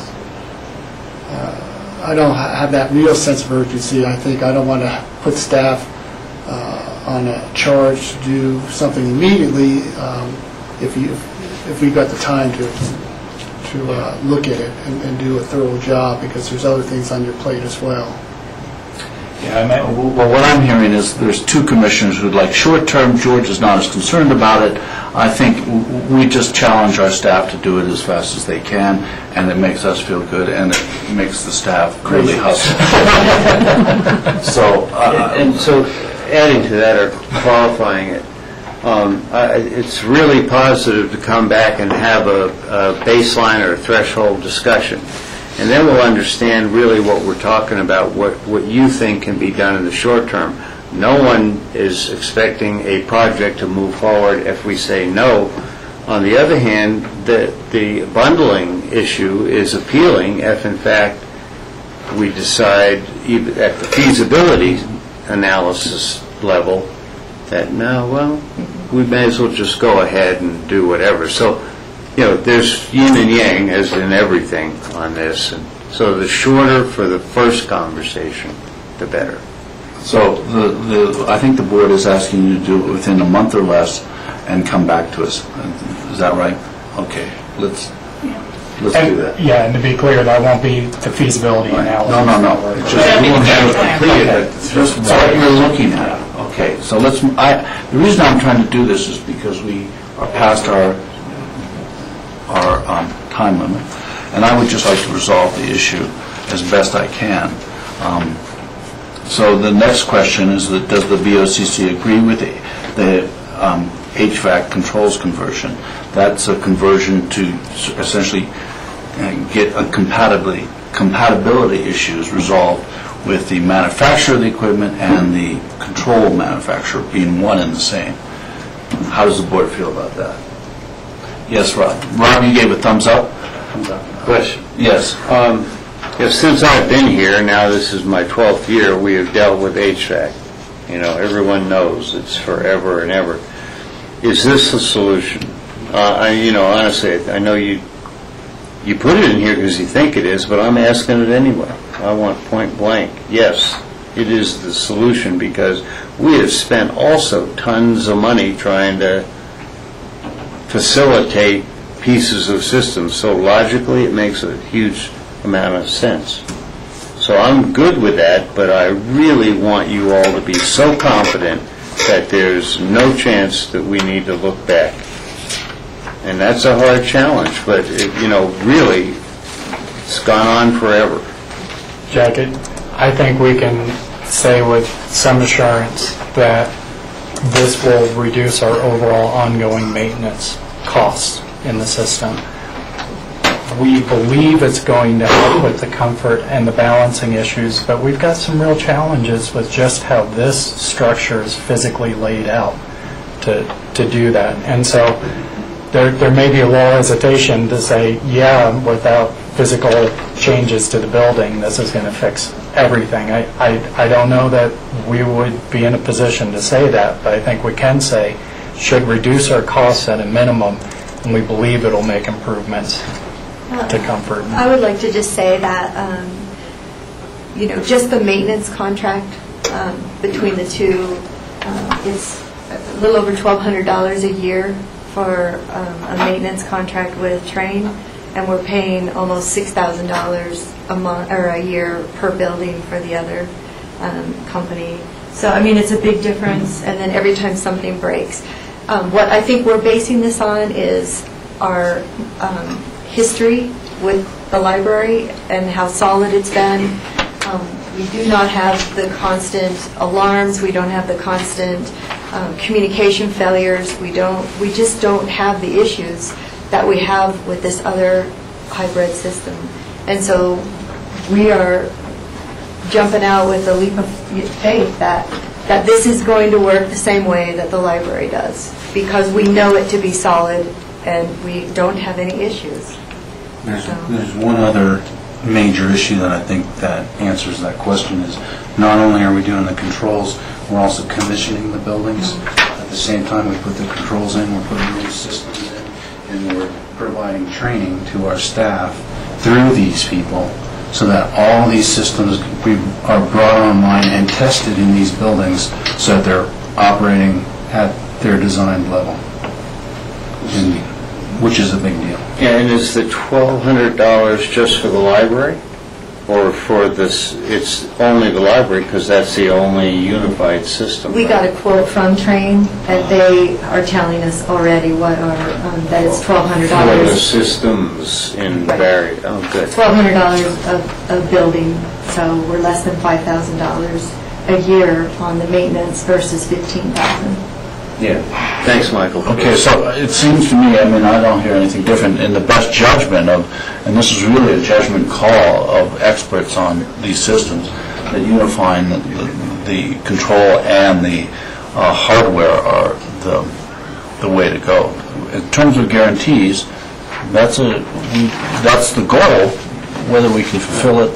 And I wouldn't even expect that guarantee because exactly what John indicated, and we're all aware of the structural differences and even the fact that what that building is versus this, you know, the volumes, etc. And no, I feel good that you all have done your homework to the best of your ability and have analyzed it, and here we are. So I'm good. So the board agrees with the HVAC controls conversion. Yes? Yes. Okay, Jody.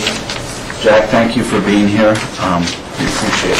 Thank you very much. So we'll reconvene at 3 o'clock. Thank you.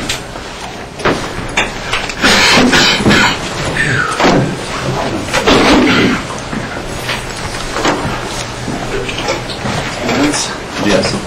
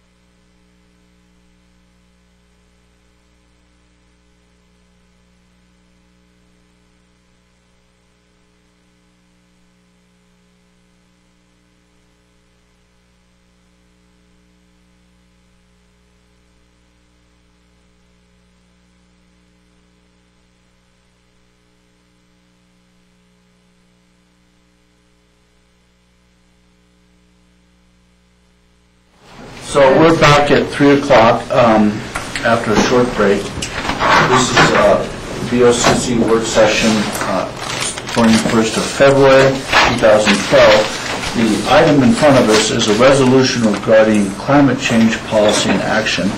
And Alex Sano, who's a senior long-range planner, is here to discuss and present this item. Thank you, Alex. Thank you, Michael. I'll start by forwarding a message from Nathan Ratledge, who's the Executive Director of CORE. He asked me to extend his apologies. He had intended to participate in today's discussion and attend the meeting, and he is under the weather and decided to go home rather than spread the love. So he's not here, unfortunately. So the intent, I wanted to start by just talking about what I think the intent of this resolution is. I believe the intent of the climate change resolution is to provide a framework for board policy and action with respect to climate change related issues across the board, within our organization, locally, regionally, nationally, and perhaps internationally. The board first looked at a climate change resolution, I think back in 2006, and then most recently in October of 2011, we brought you a revised draft. The resolution in your packet has been revised again to reflect board direction at that October work session. And so at the end of the day today, staff hopes to get direction from the board to either revise the resolution in your packet, bring it back for further discussion at another work session, or to revise it, bring it back for adoption at a regular meeting, or to bring the resolution back to a regular meeting for adoption as is. There really are two significant changes between the draft in your packet and the draft you reviewed in October. This draft emphasizes local and regional rather than national and international climate change issues and actions. The current draft drops out almost all of the reference to documentation of international scientific findings and trends around climate change. I included both the October version and the current version of resolutions in your packet to provide the opportunity to shop language between the two if you'd like to bring something back that was dropped out. One of the most vital component of the resolution is the action items on pages 2 and 3 that create a framework for county direction on climate change issues. There are a few minor tweaks that were made to the action items. There are 16, I believe. But the most significant change is the addition of numbers 15 and 16, which recommend creation of a climate action plan. An action plan's purpose would be to create actionable items beyond the scope of a resolution.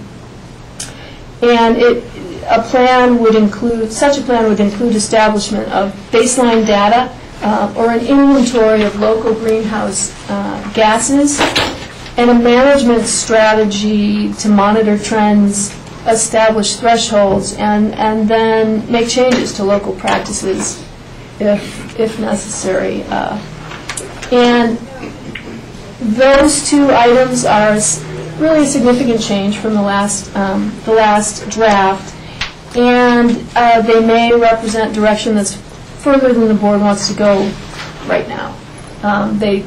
Such an action plan might require additional staff, budget, time, and maybe a very worthwhile effort, but the timing may or may not be right. So I wanted to bring those two in particular to your attention so that you could give some feedback there.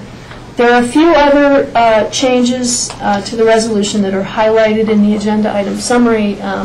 Those are fairly minor, so so I won't run through them unless you'd like me to discuss them. I'd like to just turn it over to you at this point for discussion, questions, and direction. Board? You've heard the challenge from Ellen? It wasn't intended to be.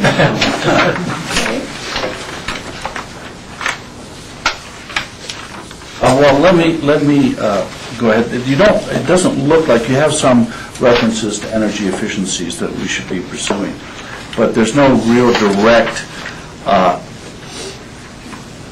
action plan or for pure reduction of energy consumption. You know, what we get caught in is well, if I'm more efficient, I'm using, you tend to use more energy the more efficient you get, and because you've reduced the cost of that energy.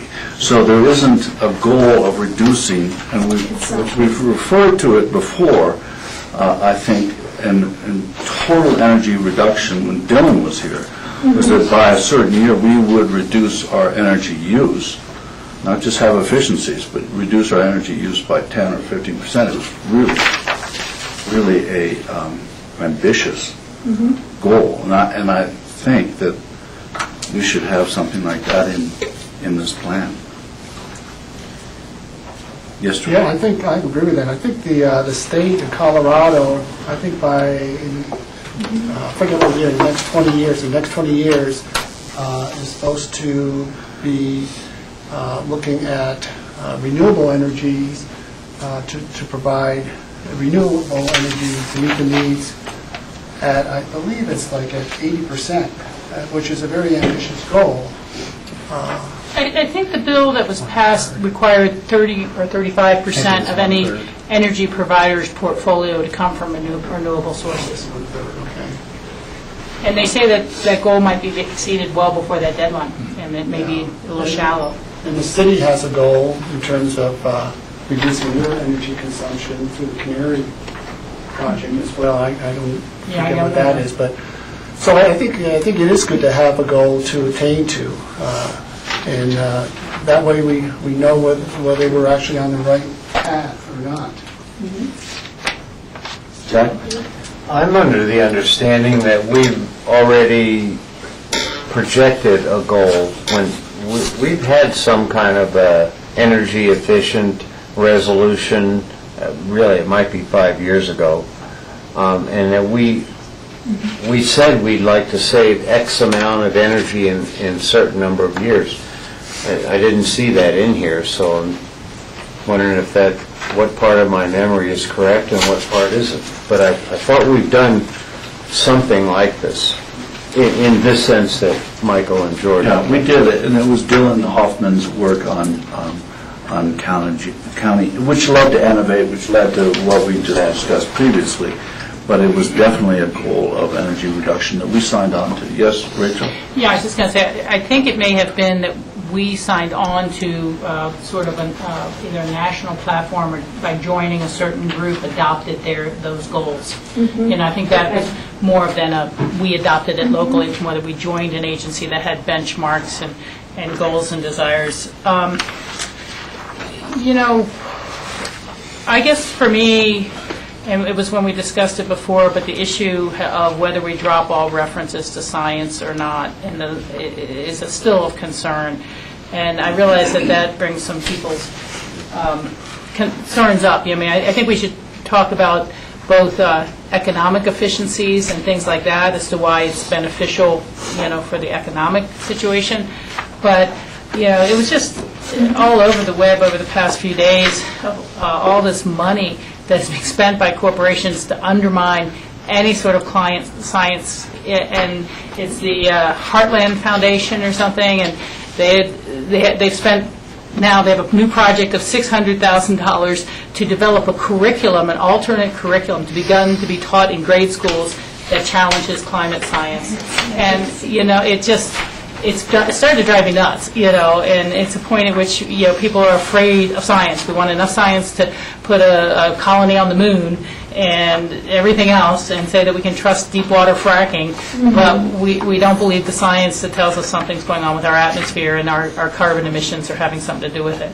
And I just can't retreat from saying I believe in science. Okay. So how does the rest of the board feel about that? Ellen mentioned that we'd stripped away references to scientific data that was available, and we would just list actions that we could take that were compatible with possible climate change, and that seemed to be agreeable at the time. Now we're coming back to that same issue, saying, and Rachel's saying that we should have reference to scientific data. How does the board feel about that? Yes, George? Well, I supported that the first time, so I'll continue to support that. And I think, Ellen, you've captured that in the Exhibit 2 under paragraph number 3. Exhibit 2 is what we're revising. But you captured that So it's paragraph concept. number 3. This finding is overwhelmingly supported? Aye. Okay. I mean, to me, that really sort of speaks to that, and it addresses more the scientific community. And by placing that in our recital, we're just endorsing that and agreeing with it. Yeah, that's... Yeah, as I said, I supported that before, and I still do. So is that sufficient for you, Rachel? Yeah, it is. I mean, Ellen kind of said we could cut and paste between the two versions, and I guess that's the version I'd like to... So this is number 3, is that what we have under the resolution? Is that what we're looking at? It's Exhibit 2, page 1, 3, paragraph 4, and number... 5. Whoa. Sorry. Exhibit 2 in the packet, which is the October 2011, resolution. okay. And it's page 1 of Exhibit 2, paragraph number 3. And I don't know if you want to add back in. Okay, so there are references to the scientific data in this paragraph. And is that okay with the board? Yes, Jack? Yeah, I actually like, and I know we can be accused of being verbose here or something, but I like in the 2011 version, now I was not here that October when we had this discussion, but I like 3 and 4. We might moderate, like on C, average Arctic ice is declining at a accelerating, instead of saying drastic and accelerating, maybe refine it a little bit, but I like both the reference to science and some examples, because we live in, climate change isn't just in the Roaring Fork Valley, it's real. And so I'd like to see those actually put back. I can totally understand and agree with the evolution of a local focus too. But I need to hear from everyone. So, yes, Ellen. So, at the work session, there was some concern expressed, I believe it was Rob's issue, on paragraph number 4 in the 2011 reso, which lists some well-documented impacts of climate disruption. I think it was suggested at that work session that if we are going to list those specific impacts, that we actually footnote them with data, the resource, the data resource. So if everyone agrees that you'd like to include them again, I believe Nathan Rutledge said that he would be able to provide the data behind those statements. Rob? Yeah, and just to clarify what I said, I mean, I agree with all these being true facts of science, but the question is, what true facts of science? 9 of the 10 hottest years on record occurred in the past decade. In Pickens County, the 10 hottest years, I mean, who said that? So I would say, the Center for Environmental Controls Agency or whatever says, has data that researches this, which is, I mean, that's all I was looking for, even though the paper said that, I don't believe in any of this garbage, but I do believe in this, and it's not garbage. And I would say furthermore, if we're going to include number 3, we have to include number 2, because number 3 refers to number 2, which is really the gist of what this is about, that this is a reality, that human activities affect climate control. And that's taken out of it. And I think that's the most important thing. I mean, I forego everything else to have that just be a piece of it. And that's what Maggie Fox's whole campaign is about. This is a reality, period. Let's move forward and figure out ways that we can work to action plans. So that's, if we're going to keep 4 in, all I have to say is say who said it, and what the data is from, as opposed to, because I went online. The reason the discrepancy of me wanting that taken out is because I went online, and there were 3 different environmental agencies that had 3 different reports on how many hot years there were in the last 10 years, 20 years, or whatever. And it opens the door for people to say this is not a reality. And that's what I want to avoid. This is a reality, and we want to make it clear, because as Rachel said, there's billions of dollars being spent to say that this is not a reality. And when you open the door for an argument, you get off the topic. The topic is, this is a reality, and we need a plan to move forward. So, Board, do you agree with Rob's request to have the trends documented or stated, and 4 to be footnoted? Is that sufficient? Yeah. Okay.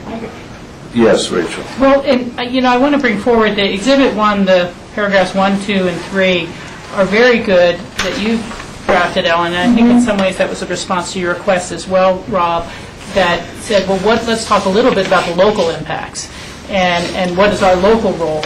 And so, frankly, I'd like to marry, 1, 2, and 3 into, the final document from the new draft, as well as, do the documentation, include those points on the second that are, it's actually, as you said, Rob, it includes on Resolution 2011, number 2, number 3, number 4, and number 5, which is the impacts, the type of impacts that are global.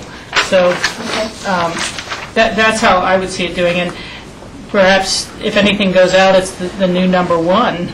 I mean, number 1 in the older Resolution 2011, because you've done such a great job of drafting one that's about the local Pickens County Commissioners believe. Okay. So, does the Board agree with that? I think what Rachel's saying is that we have a global or worldwide view documented, and then we bring it down to specifics within Pickens County. That satisfies Rob, I think. It satisfies. Is that okay with the rest of the Board? Yes, Jack? Clarification, because I'm thinking of, this has to be one document and how long it's going to be, and I'm concerned. And then the footnoting, and I'm changing my position here with a question to see if we still hit the mark. If we don't put 4 in, but put 5 in, it's talking about much of the same thing without using examples that are challengeable, even when you have all good sources. I'm not concerned about the length of the document. It's a resolution. It lives on. As such, we passed plenty of... The real question is, does 4 add to those specific examples? There are only about 5 or 6, relative to what 5 says, which is really talking about the world view, and we all can relate how it... Well, I think, Jack, that it's general, and Rob's problem has been that there's no documentation there. And so, although it's a statement that you might be able to agree with, Rob's point is that there are some people who don't agree with it, and the only way to achieve any degree of persuasion is to document it in some way through scientific reference. And so that's where we get in 4, some footnoting. So, and that's 4 of Exhibit 2 that goes into, Yes. and it's very complicated.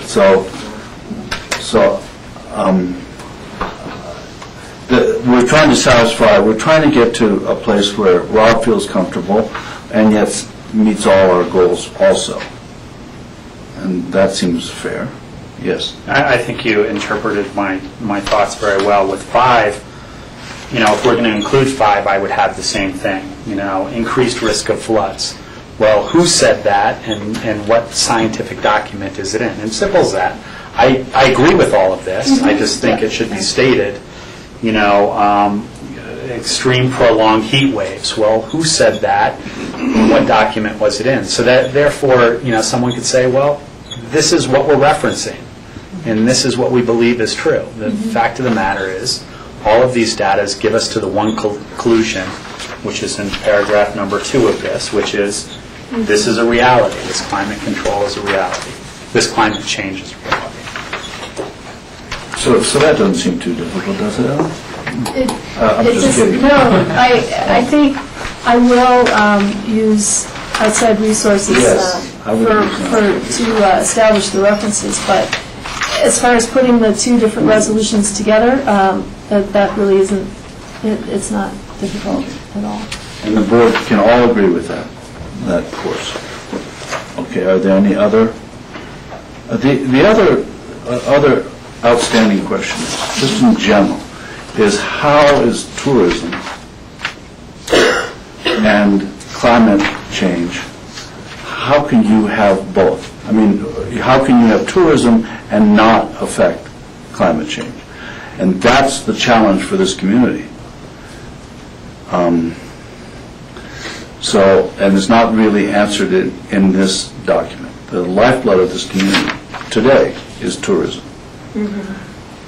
What do you do with that? And that's maybe a question for the board, too. Our food is imported. Our people are imported.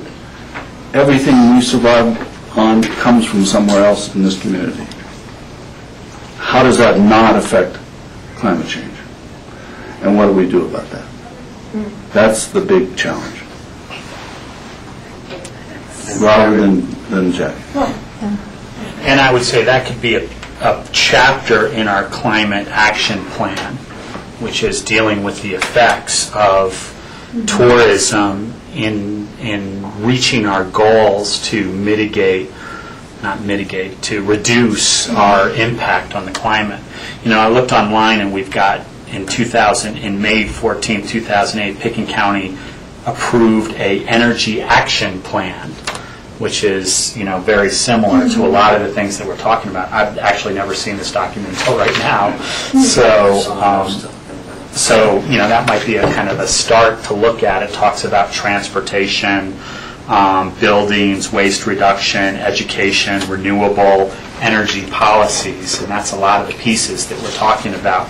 I think what you're talking about a climate action plan. But before we approve this document, I'd kind of like a little bit more in depth of what the climate action plan is, because we're saying we're going to create one, and how it's going to be a governing document, a recommending document, those sorts of things. I think it's a great thing to have. I think we should have it.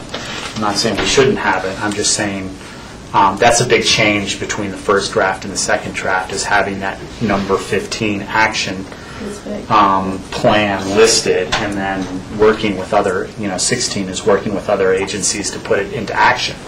I'm not too sure I know what that means. Yes, George. Yeah, I wouldn't hold off the ability to pass a resolution. I would just, as you said, Rob, I think we'll need to drill down on this and look at ways to create a plan, but I don't think we have to have that I agree. It's just an idea of Yeah, and I what think- those plans do. Yeah, and when you look at 16, I think we already have partners to work with, whether it be the City of Aspen, CORE, CLEAR, the Aspen Steam Company. There's partners in the community that we can collaborate with on creating a community climate action plan. So what I'm hearing is that we could remove 15 because this document actually asks us to address that, but not necessarily, we don't necessarily have to do it in this document. And then, as a separate course of action, start to create a climate action plan, which is a really large task and one that maybe we should not put in here. I don't know. That's not what I was saying. Okay. No, I'm saying we keep this in here. I'm just saying we don't need to create the plan prior to adopting this resolution. Okay. I misinterpreted it then. Jack? Yeah, I appreciate you accessing that, because it was 4 years ago as opposed to 5, but I'd like to know not only what that says, but what we did with that action, because I'm very concerned what it leads to. I have, as a singular commissioner, no intention of hiring staff and creating another element of bureaucracy within this organization to deal with, like the Canary Initiative. That's the example. Thank goodness, appreciate it, but just can't go there budget-wise. We could spend a whole lot of money and create a whole new department. So I don't even know what creating a climate action plan says, and what I'd like to know is what we said we were going to do before and what we have done since on that singular item. I mean, I know we've done great with the energy efficient, the study, innovate and all that, and we have moved forward, but I'd like some bullet points to see how we followed through. And so we'll have that, when we have that information before us, we'll be able to know exactly, I think, how to say number 15. I think 16, George is correct. We're in tune, and how proactive, well, we could ask that question, but number 15 creates a big challenge for me. So, at least in terms of creating it, I mean, Following through. yes. So what the other board members are saying is we could leave that in and not take action on it immediately. So, yes, George. The other way we could perhaps view this is to combine 15 and 16 and say work collaboratively with local regional agencies to create a climate action plan. So we're not in it by ourselves. I mean, it's going to take an entire community. I mean, we as one organization are not going to be able to do much by ourselves, but working with others, and then looking at this resolution as a model for other communities to get involved. It's, strength is in numbers, and so that may be a way to address your concerns, is to combine that. So it's not just us, it's working with... How about the combination of that, I think it's a good suggestion, but use the phrase, and explore the possibility of creating an action plan with our collaborative partners. Well, That's much more conditional. Yes, Jack? and I apologize for maybe, I forget what I apologize. The point is It's always good to apologize, Jack. I think we should get rid of the term create, absolutely, because we've already talked about that in an 08 action. I think we say continue to implement a climate action plan while working collaboratively, and we can shorten up both of those pretty much and get the same effect. Because I agree, we can reference an action plan, but boy, when it says create and go through all those, what could be a very laborious process, I like George's idea of combining. And having a conditional aspect to it, explore the possibility of. Yes, Rachel? Yeah, I like Jack's language. I would say continue to implement and update, because then it's a ongoing process of updating an action plan. It doesn't, stick with the old one. I'm less comfortable, exploring collaboration is fine, but I'm not so sure that that is not more of a staff time mandate than creating our own internal action plan. Then you're starting to look to, how far does it go? Is Garfield and Picking going to come up with the same action plan? Are we going to be, I'm not so sure. So, working to collaborate or something like that, but I don't want it to be a mandate that we have to have a regional plan to move forward and implement our own action locally.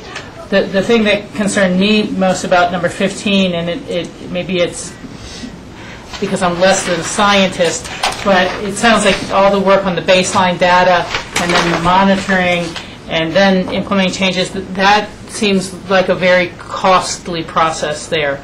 I did notice in requests for proposals in the newspaper, I think it was yesterday, that the city is doing a new inventory on its greenhouse gases. But could we compel Snowmass to do it, or Basalt, or would we do it for them because they didn't do a baseline inventory?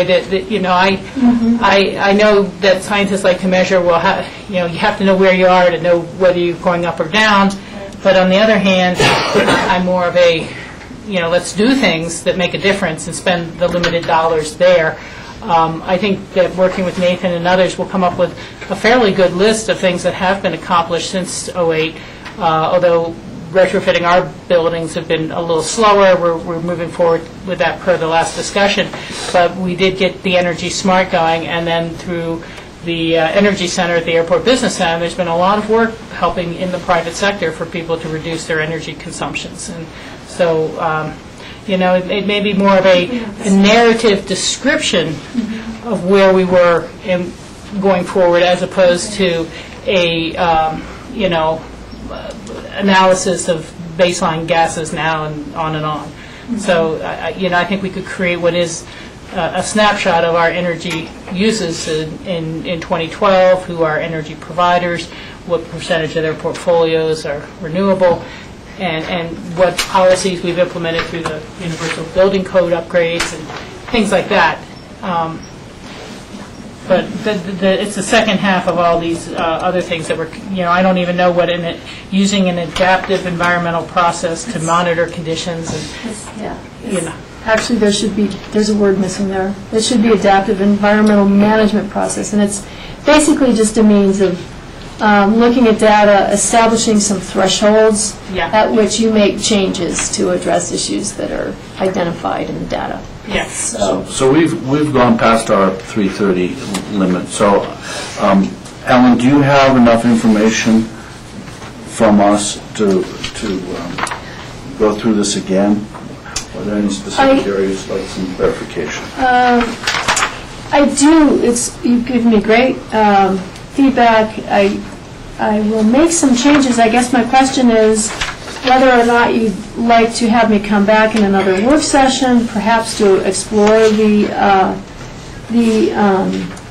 potential for climate action plan versus the existing energy action plan, and then move forward from there, or whether you would just like me to make these changes and bring it back in a regular meeting for either. I think we need another work session. This has been a very complicated discussion and a very broad-ranging discussion. And the difficulty, of course, is narrowing our focus. We can continually add to this, but that's not going to be productive, and we want to get this statement out. So I think scheduling another work session to review it would be good. Is that okay with the board? Yes. Yes, and I think I did get good direction. Thank you. Thank you for your work on this. So at this point, we are at a little past 8:30, and we're at memos of interest. And there's quite a variety of memos of interest here. So the first one being the Public Works Semi-Annual Update. So do we have someone from Public Works here? We do. We have a few people here. Okay. Actually, while it's an update, I did want to bring the Public Works team to talk to the board. I'm Brian Pettit. I'm the Public Works Director. And So if I could introduce the team of managers we have here today. Yes, are they going to come forward? Great. That's wonderful.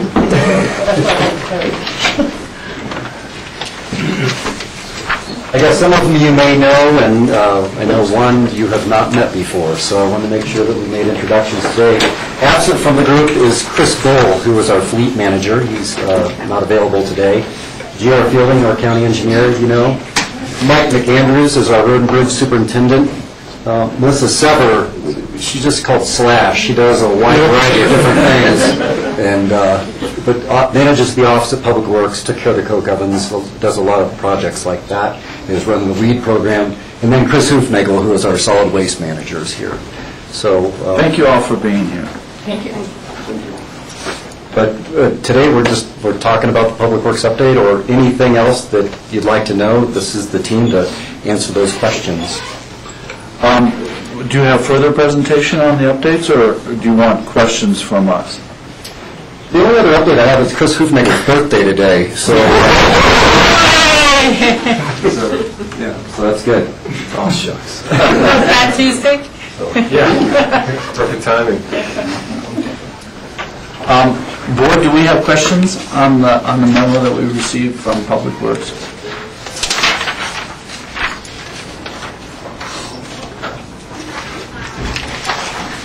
Seeing none, thank you for bringing it. Thank you. So the He was next, very thorough. I appreciate that. A lot of pictures.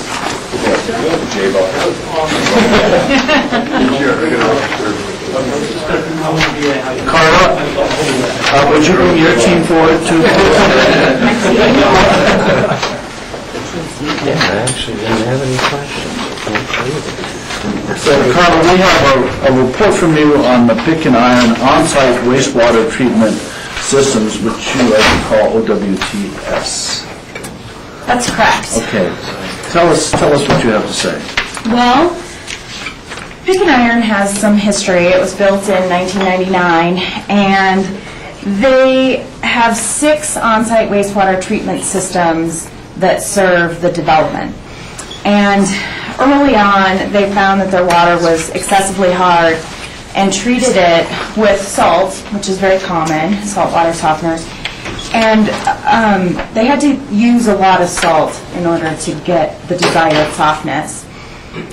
And the theory is that excessive salt use caused a disruption in the buoyancy of the septic tanks and sent some solids or salt out to the fields and caused some clogging. And right now, there are 5 fields currently somewhat saturated, meaning there's standing water in the absorption areas.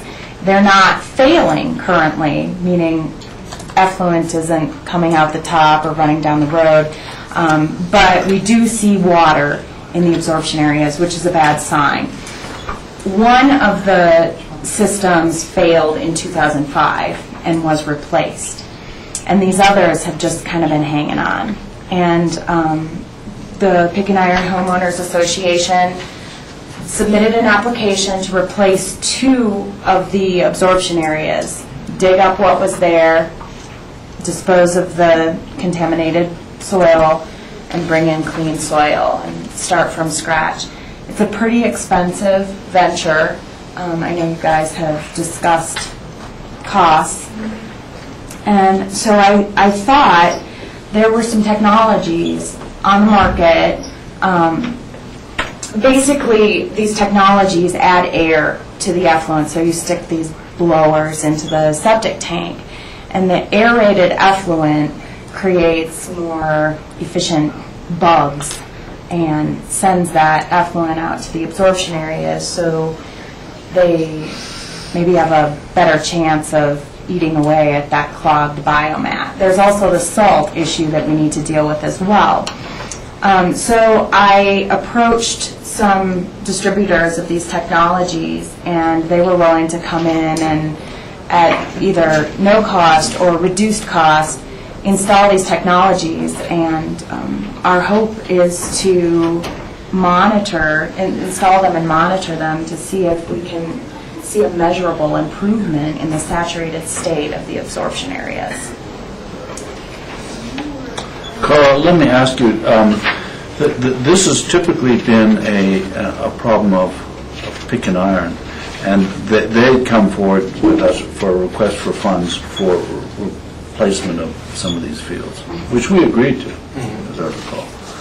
This particular iteration of the solution seems to be coming from the county. I'm not sure what, because I think we want it to be at least on the shoulders of pick and iron. Let me maybe clarify what we're here asking. The county had committed $60,000, up to $60,000 for replacement of 2 of the fields.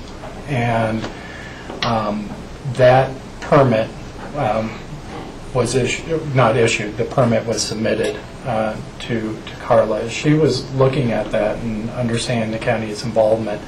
She was aware that there are these other technologies available, which we were not aware of at the time that we had the discussion. And so Carla did some research, she did some analysis, and suggested that it may be possible to extend the life of all of those fields with a much smaller investment.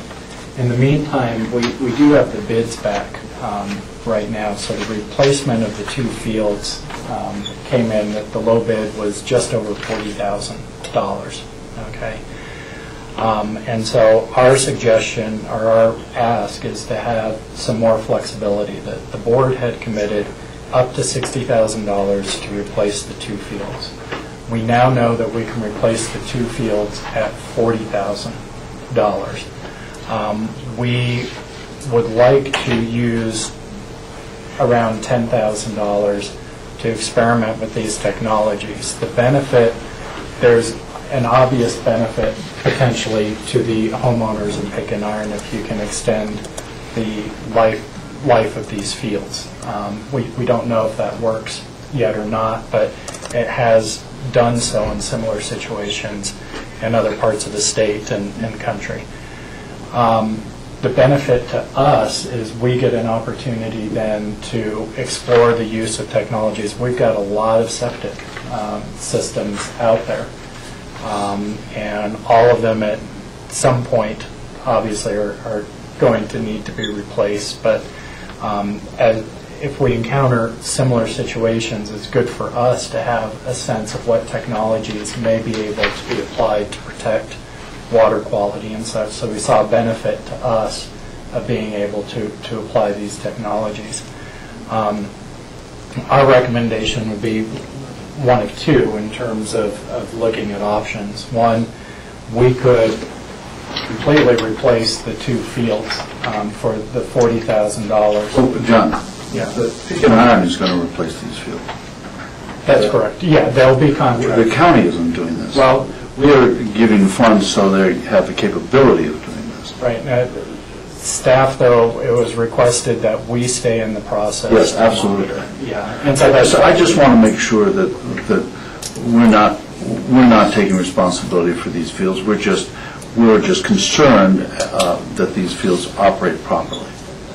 Very, very, very clear on that. When we saw that we could, both do the experiments and also meet our obligation for the replacement of the 2 fields, we wanted to bring that option forward because we think that puts them in a better position to be sustainable in the long run and not be knocking back on our door in the future. And it also gives them an opportunity. They have been doing some work adjusting their fees, building reserves, but again, it's going to take several years before they're to the point where they could replace any additional fields. If we can extend the life here, we get the benefit of knowing whether these technologies are effective here, and they get the benefit of having extended life on those other fields. They're quite frankly not going to be in a position to replace them if they fail in the near future. So what collaboration have we had with Pick and Iron in terms of discussing these technologies and the incorporation of these technologies in their septic?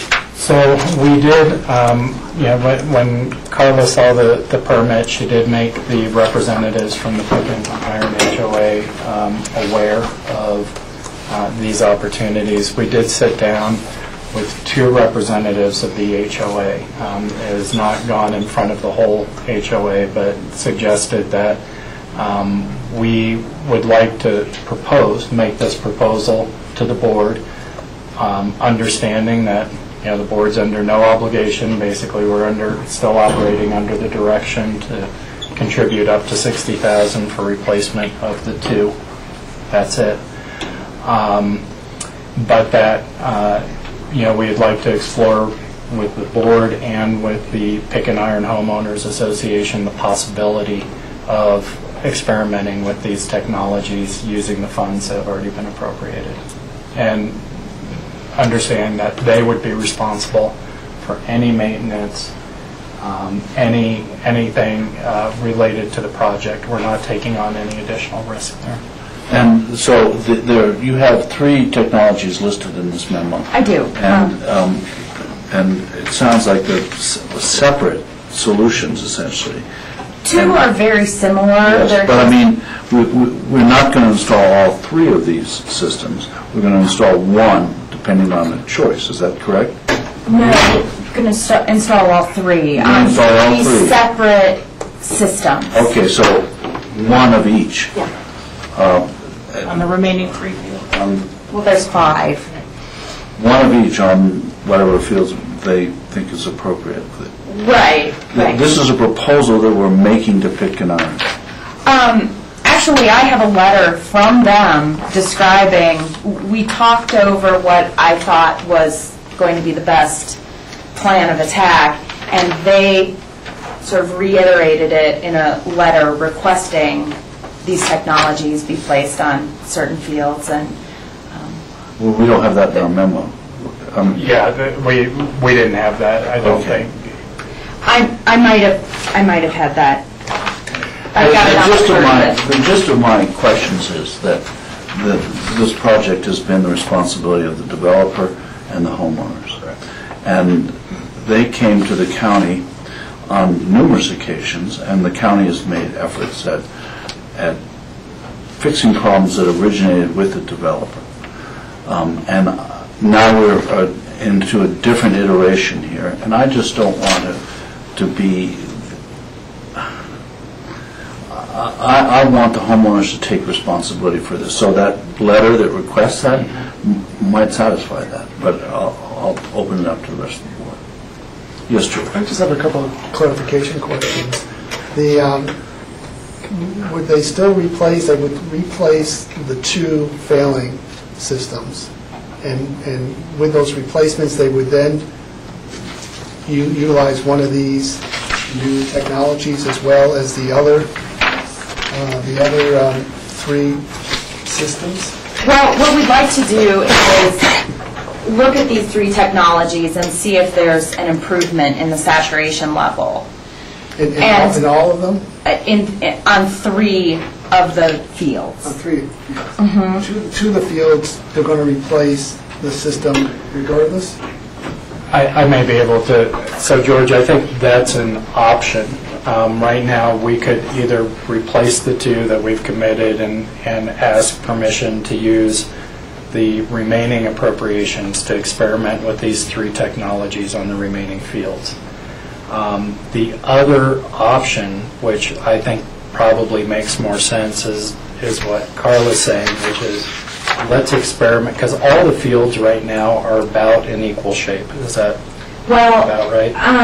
Last week we went out and took some measurements of the saturation level, and it varies a little bit more than I had originally thought, but for the most part they're all saturated to some extent. Well, we may need to come back on that. At the time, we thought they were roughly all in about the same shape, and so our thought was, let's do the experiments first with the 3 technologies, or let's try that.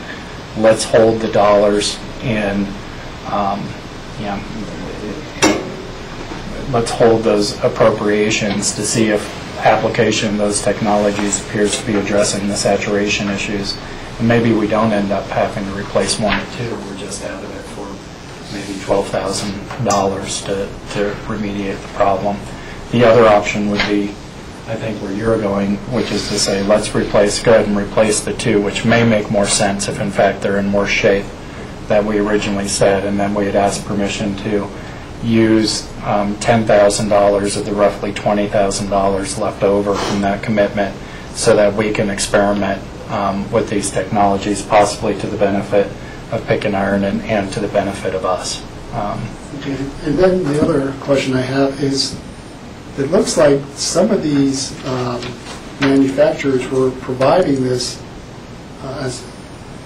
for no charge.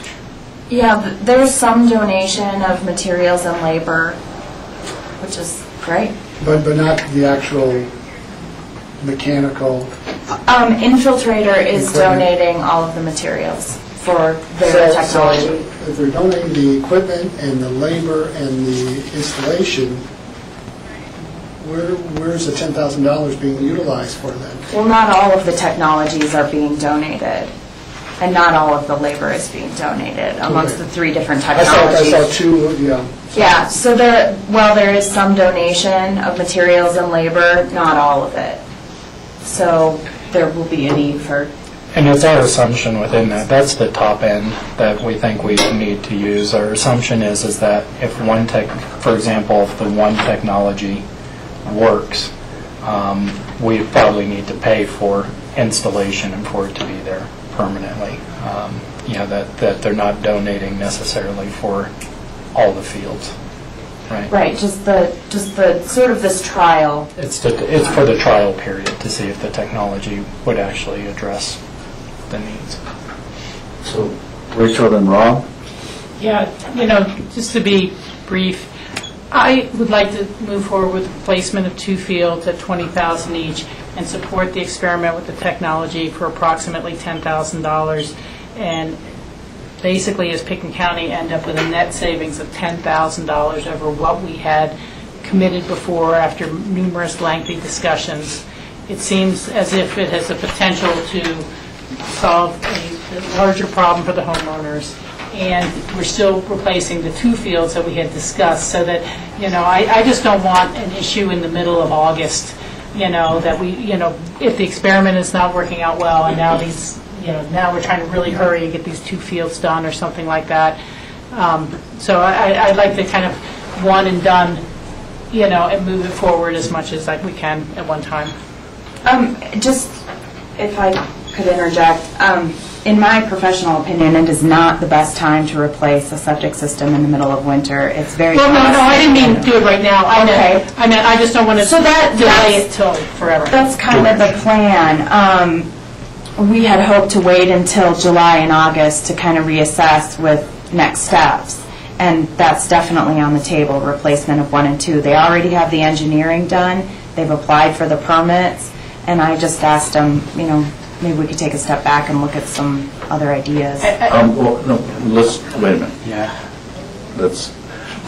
Carla, what we're offering is of various solutions right now. Rachel's offered one, but the rest of us haven't agreed with that solution. So let us talk about it as a group to come down on what course of action we would like. And I understand Rachel's direction, but I need to hear from the others before we make a decision. Okay, so Can I clarify what I was saying? And I didn't mean to start it immediately by any means, but given that there's 6 fields totally, they've already replaced one. I'd like to go ahead when the time is right and it's appropriate for cost to replace 2 this summer, and then try the technology on the other 3. I don't want to hold off on replacing the 2 fields to see if the technology works and then have it boomerang back on us next winter because the technology was not as, viable as we had thought. So that we've at least fulfilled the original thing that we committed to, which was replacing 2 fields. But I do agree with what you've brought forward. I think it's innovative, and I'd like to try it. But I still see that as being $10,000 less than what we had committed to, and potentially of benefit to homeowners throughout the entire county and the water quality throughout the county. So now we have Rachel, if you, Rob? I just want to make sure I'm clear on the timing here, because I'm a little confused with where you are, I think, and where Rachel is.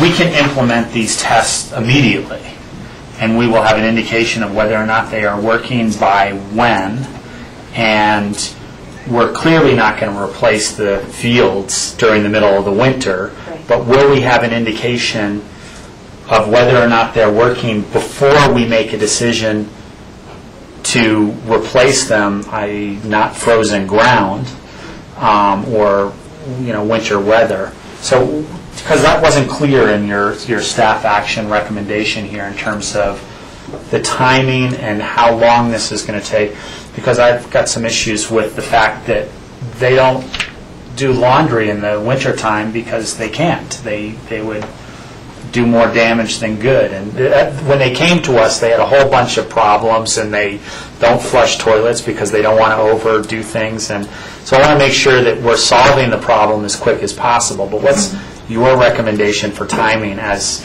laid out in here? Sure. The timeline would be to install the technologies as soon as possible in the next couple weeks, and then monitor those throughout the winter and spring, and then make decisions for next steps, potentially replacing fields 1 and 2 in July. And what I've heard from the manufacturers of each of these technologies is we should be seeing some difference if it's working in the next 5 to 6 months. So with that said, my recommendation is let's test this and let's bring it back to make the decision on whether or not we should, it's not we, it's them, you're so right, whether or not We should fund. We should fund their, the fields, or continue, because it may be that we save $50,000 if these work, miracles in the next 5 months. So let's try to sequence this. So in any case, we could install those technologies, or Pick and Iron could install these technologies immediately. Can we all agree that we would like to see an immediate installation of these technologies at Pick and Iron, given Pick and Iron's desire to do so? Yes, Jack? I have to clarify exactly what we're talking about here. The previous discussion where we made decisions to fund 2 out of 3, and is it a fact it's $30,000? It's $40,000 for the 2. No. I'm sorry. $20,000 each. $30,000 is what we said we'd allocate per field. Was that 30 or? Well, it was up to 60.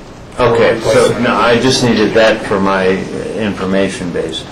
Okay, so we said 2 out of 3, and we know at this point that there is 3 that are failing. We'll talk about more, but the 3 we focused on, there are 3 that they need to get done. There are 5.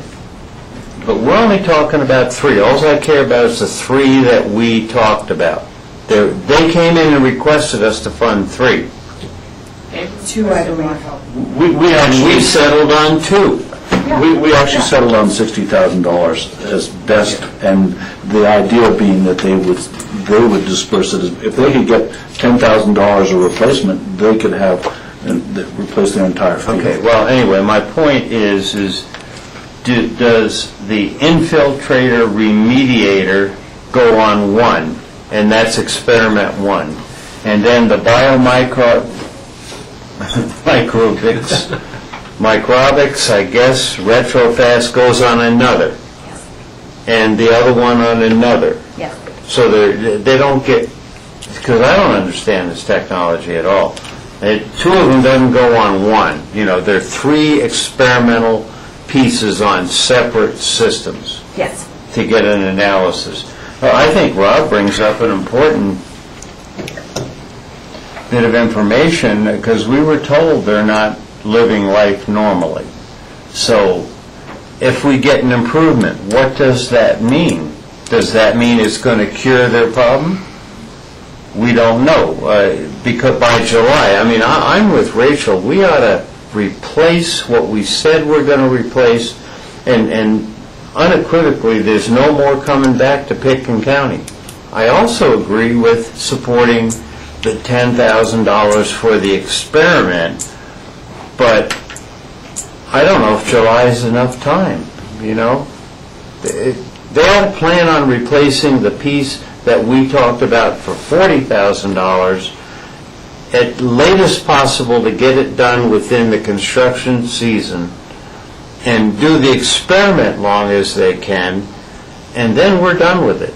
So Jack, the question I posed though was that could we agree on the installation of these technologies on 3 separate systems now, because that can occur during the wintertime.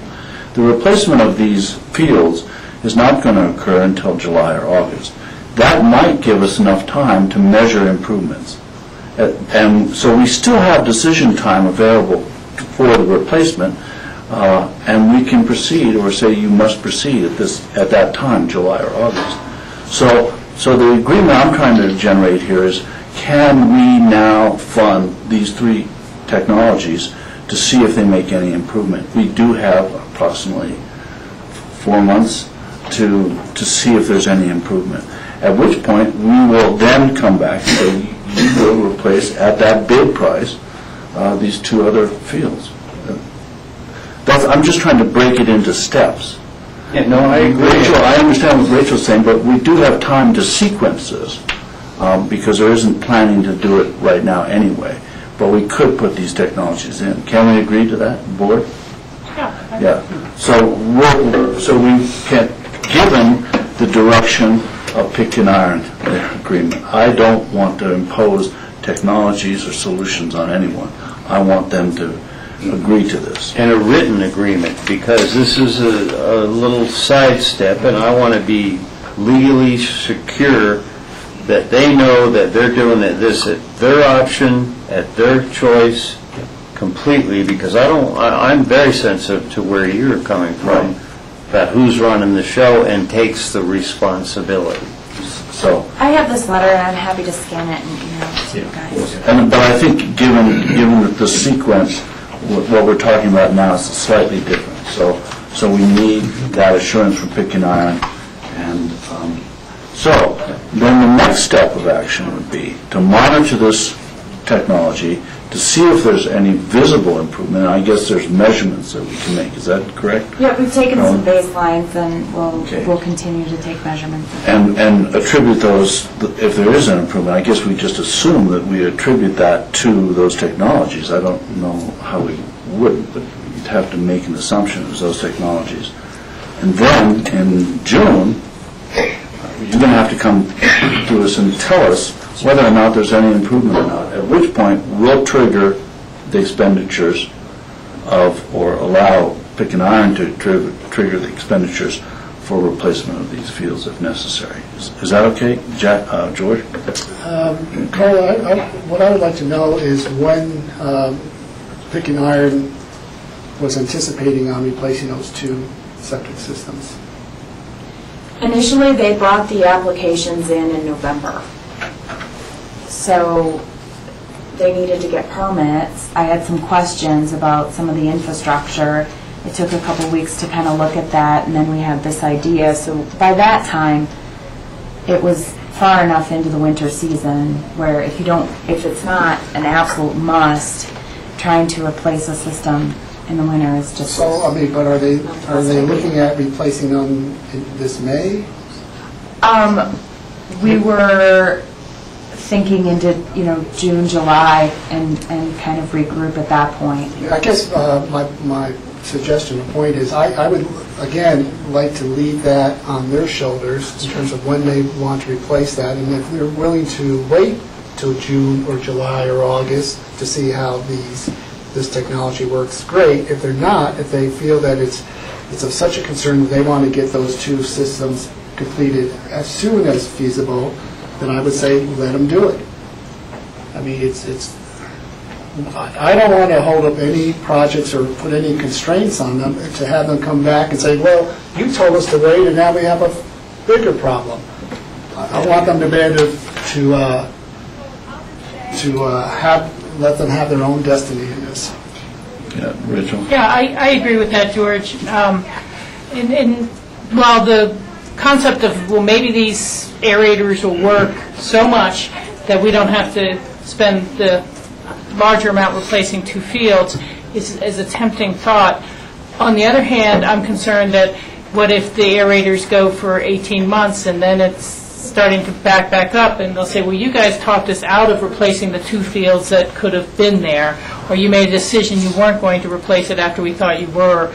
And so, it's kind of like saying, maybe it's good to rebuild the foundation of the house with the 2 fields, and then we'll put the garden room on and see how the solar gain is there, but I don't want to ignore the foundational part and then have that become some sort of way it boomerangs back to us because.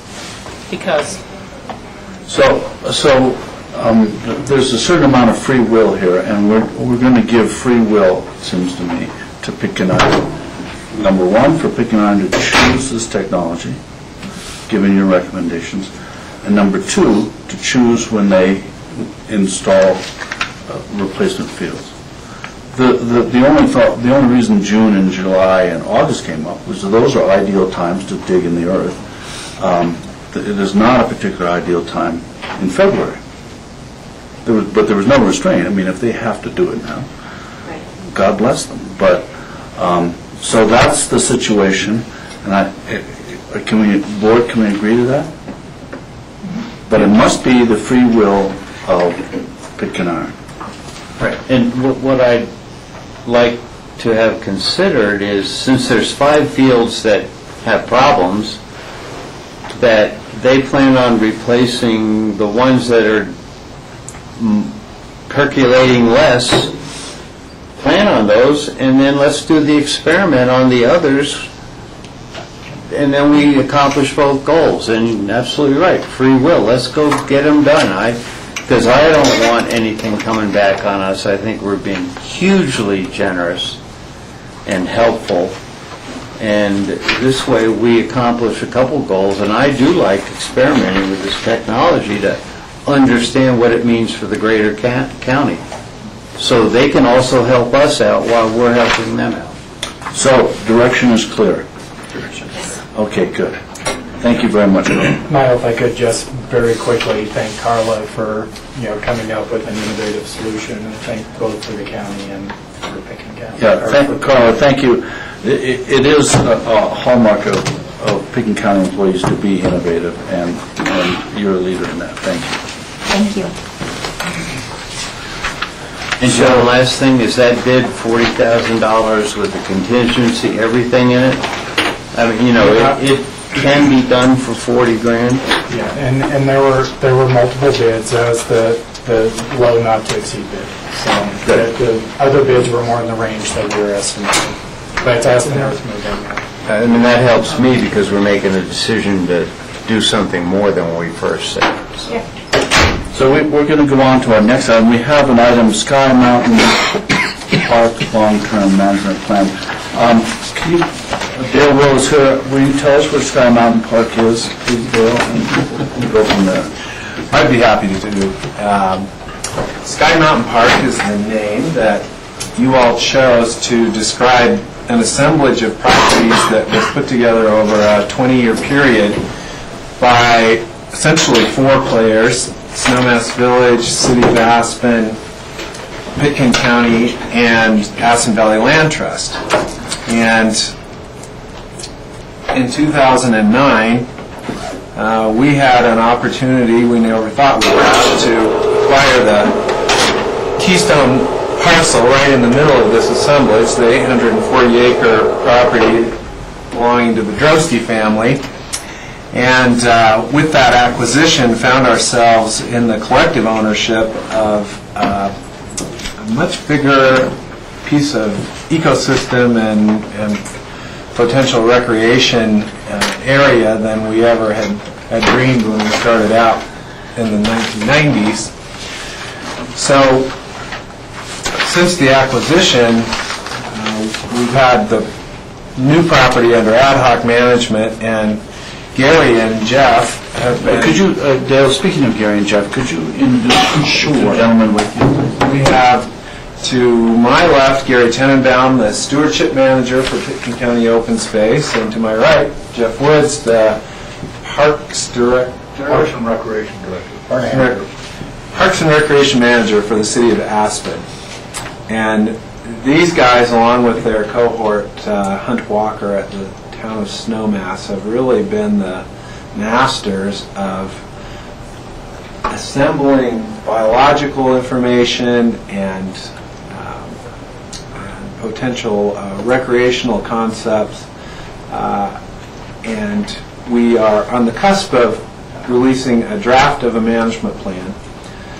We're here today not to seek your approval of the specifics, but more as a heads up that the public is going to have their hands on this information very shortly, and we thought it would be useful for you to know what they're looking at. Your opportunity to approve the plan and modify it if you choose will come after this public comment process. But from my position in this, I just want to say I am really proud of the work these guys have done. And to my knowledge, no piece of wild land has ever received such a comprehensive study and a careful proposed plan as this 2,500 acres. You want to show us what you're thinking about, Gary? Sure, I'll do that. Well, thanks for giving us a chance to present some of the concepts that we have gleaned over the last 4 months.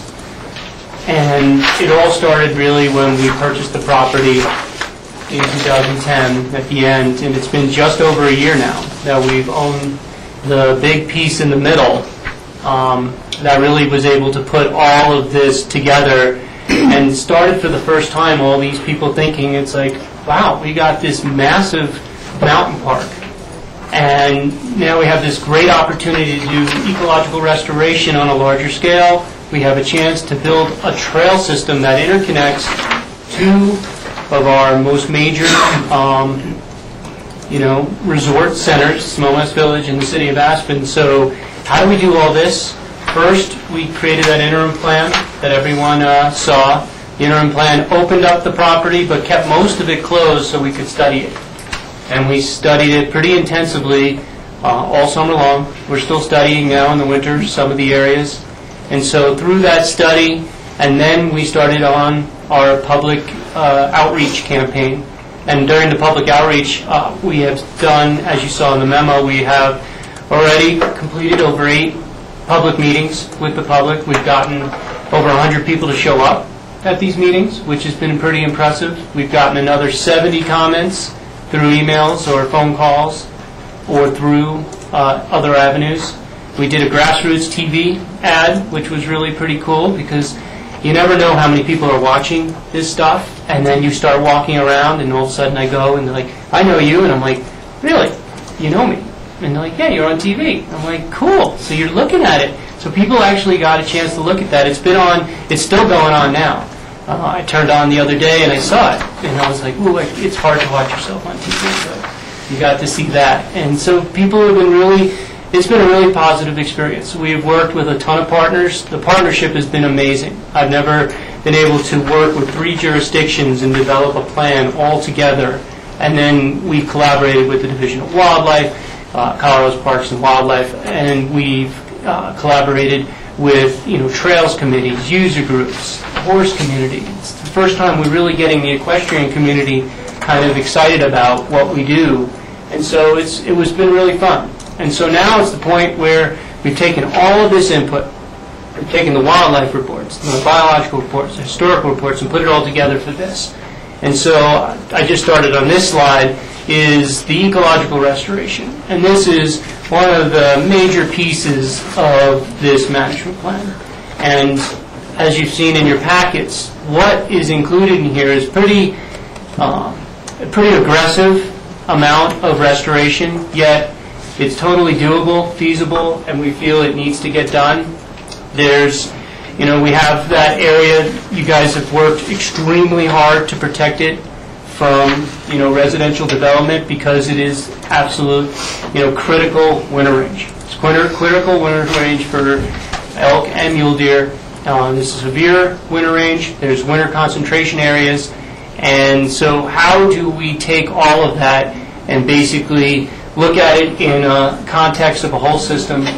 And what we were able to come up with the help of Division of Wildlife and a wildlife biologist was to pick out areas that are in need of restoration or in need of some type of disturbance. This area is, right next to the airport. It's also right near to significant residential development. It hasn't burned in well over 50 years. It's probably closer to over 100 years that this area really hasn't truly burned. They used to burn the meadows in the area, but what we saw when we did the biological study was the gamble oak, the shrub oak in that area, which is critically important to elk and mule deer and Virginia warblers and brewer sparrows with the sagebrush, was the fact that this is a disturbance-driven ecosystem. These gamble oak areas usually burn, pretty frequently, definitely within 50 years due to natural lightning strikes. And so this hasn't seen that type of disturbance. So the habitat is actually degraded. And by, being a little bit degraded, we need to reset the clock. And what we're proposing here, as you can see in orange on that map, is over 300 acres of mountain shrubland disturbance regime. And the reason why we're not taking the whole property is because we want a mosaic of ages. We need mosaics of age classes. Some of the mature gamble oak and the shrub oaks is actually, the Virginia warblers, which is a sensitive species in the summer, really like that mature gamble oak. So we try to maintain some of that structure, but then reset a significant portion to make it better habitat for other species, especially, our critical winter species like elk in this area. So that was a pretty big thing, and we worked with the Division of Wildlife to kind of come up with the areas that are most critical and operable, because some of this stuff is extremely steep and extremely difficult to work on. So we're going to try to do it in areas that are operable. It's usually on slopes that are about 40% and less. We can use chainsaw crews, we can use machines, and we actually, you guys approved in your budget some money to start that this year. And so now we have identified some of this, and if it makes it all the way through the planning process, we'll have some funds to do some of this work, which would be really cool to start this year. And then other things is what we found is we got a lot of noxious weeds out there. We have about 90 acres of areas with noxious weeds. And so, we need to develop, we've been doing work on some of the county properties, the city's been doing work on their properties, and town's starting to do some of the work on their properties, but we have found some pretty large patches of areas that need work. So we need to develop an integrated plan to do that. There's 26 acres of disturbed areas. There's a lot of disturbance that happened either through old roads, areas that were degraded up on top due to potential development and stuff like that. So, we're going to set a plan to develop that. One of the cool things we're doing is 21 acres of sagebrush species diversity. And some of it looks so natural and beautiful up there. However, when you start looking under it, it's only got one non-native grass that's growing under it. So the sagebrush has come back due to lack of disturbance and lack of agriculture, but the crested wheatgrass, which was the non-native species brought in for pasture grass, is all that you see underneath. So we're actually potentially going to work with Colorado Mountain College out of Leadville and their agronomy and natural resource section to develop areas for tests and restoration. So, and that will be a huge bonus to one of the sensitive species, the brewer sparrow, which really is a sagebrush obligate species, which only depends on sagebrush. And then we have other acres. We found aspen in serious decline up there, most likely due to the drought in 2000 to 2002 and 3. We've seen some regeneration, but we're going to study that and see what we can do with some of those areas, because aspen is pretty good habitat for a lot of different species up there. Some of the riparian corridor definitely came up as what we call functional at risk. So it's functional, but it's really not performing the way it's supposed to due to former practices of removing willows and stuff like that. So we're going to do that. And then we have the old agricultural area on the Drosty with the ponds, and that's going to be, we're going to set a plan to restore that. And then Jack, we're going to restore the ponds. I know that'll bug you, but... Oh, the Drosty ponds. Yeah, I lost how that got interjected. I was listening to Gary, but I didn't hear you. Oh, it's just teasing you. I'm sorry. And then we have the fen. The cool thing about the fen is it's just like the Ziegler Reservoir. So that's a pretty cool feature. They're thinking, this fen is not as old as the Ziegler Reservoir, but it could be about 20 or 30,000 years old. So, these things, it's a pretty cool resource. It's degraded. There's, cattails aren't necessarily a noxious weed, but they take over areas. And we need to develop a plan to kind of bring back some of the native species in that fen. And it's a pretty cool deal. And we need to interpret it because the rim trail goes pretty close to it. People never knew it existed. So it's pretty cool to do that. And so that is the ecological part, which is really pretty exciting. And then we'll go into the recreation part. When we were doing the public scoping, we were amazed at how many people, really understood this closure that we put on the property. We have very little, even from, the snowmass side where people have been using it for a while that didn't have this closure. The seasonal closure for elk and mule deer was pretty much accepted by people. And it was really cool through this whole process. The seasonal closure from December 1st to May 15th was accepted. And we never even had to go into really much of dealing with winter use. The only part of the winter use that was kind of the question was the Brush Creek Trail. And, the Brush Creek Trail is something that we're studying right now in the winter. We're looking at, because the Colorado Parks and Wildlife does have an issue, even though it's not mapped as winter range, they do believe that it is, so we are going to take a closer look at that and really determine it over. This winter's a tough one, but we'll probably do it another winter before we would recommend potentially reopening that or keeping it closed. But we'll do that in, we'll do a couple more years of looking. So the potential trails and trailheads was kind of a cool little feature that we really looked at on all the properties. It's not You don't just have that? Yes, you do. We do, but they're reproduced so small that they're very hard to read. Oh, sorry about that. Map. Because they're created in 11 by 17s. I can get bigger copies for you guys. Well, a bigger or smaller font, because I honestly am missing about 3/8 of an inch on sides Oh, really? of On all of pages. them? Okay. And I guess you all too. Well, I can get that. I'll email that to you guys. And so, basically on the potential trails and trailheads, what the exciting part is we're trying to create a system that is interconnected and connects the main features and main areas of access. And so right now, as you all know, we got the airport graciously opened the Radar Road for public use. We had a great year of use on the Radar Road. It was really pretty impressive how many people were able to climb up that. It's really steep, but it was great access to get. And then we reopened the old roads and trails and started to realign some of that stuff on the Skyline Ridge Trail. The Skyline Ridge Trail is the one that runs right through the spine of it on the ridge that gives you what we call now Sky Mountain Park. And it's really pretty. And then we built, as a collaboration, which was really cool to build with 3 different organizations with Town of Snowmass Village, the City of Aspen, and our Pickens County crews, we were able to build the Viewline Trail from Snowmass Village all the way to the Skyline Ridge Trail. And the great thing was, it was before we really were Sky Mountain Park, we were acting like Sky Mountain Park because they didn't care about the jurisdictional lines. And you could see on some of these maps, I've kind of taken the jurisdictional lines off to show the fact that we're going to try to manage this consistently. Yes, there is jurisdictional differences, and we'll always work with that. But for the public doesn't really care. They just go across these things, and they want to just they just don't mind. They don't really care. You don't have a now entering Pickton County sign? We can do that, but, well, and that's why it's like we do that with Smuggler Mountain. You never know if you're on the National Forest or you're on Pickton County or City of Aspen,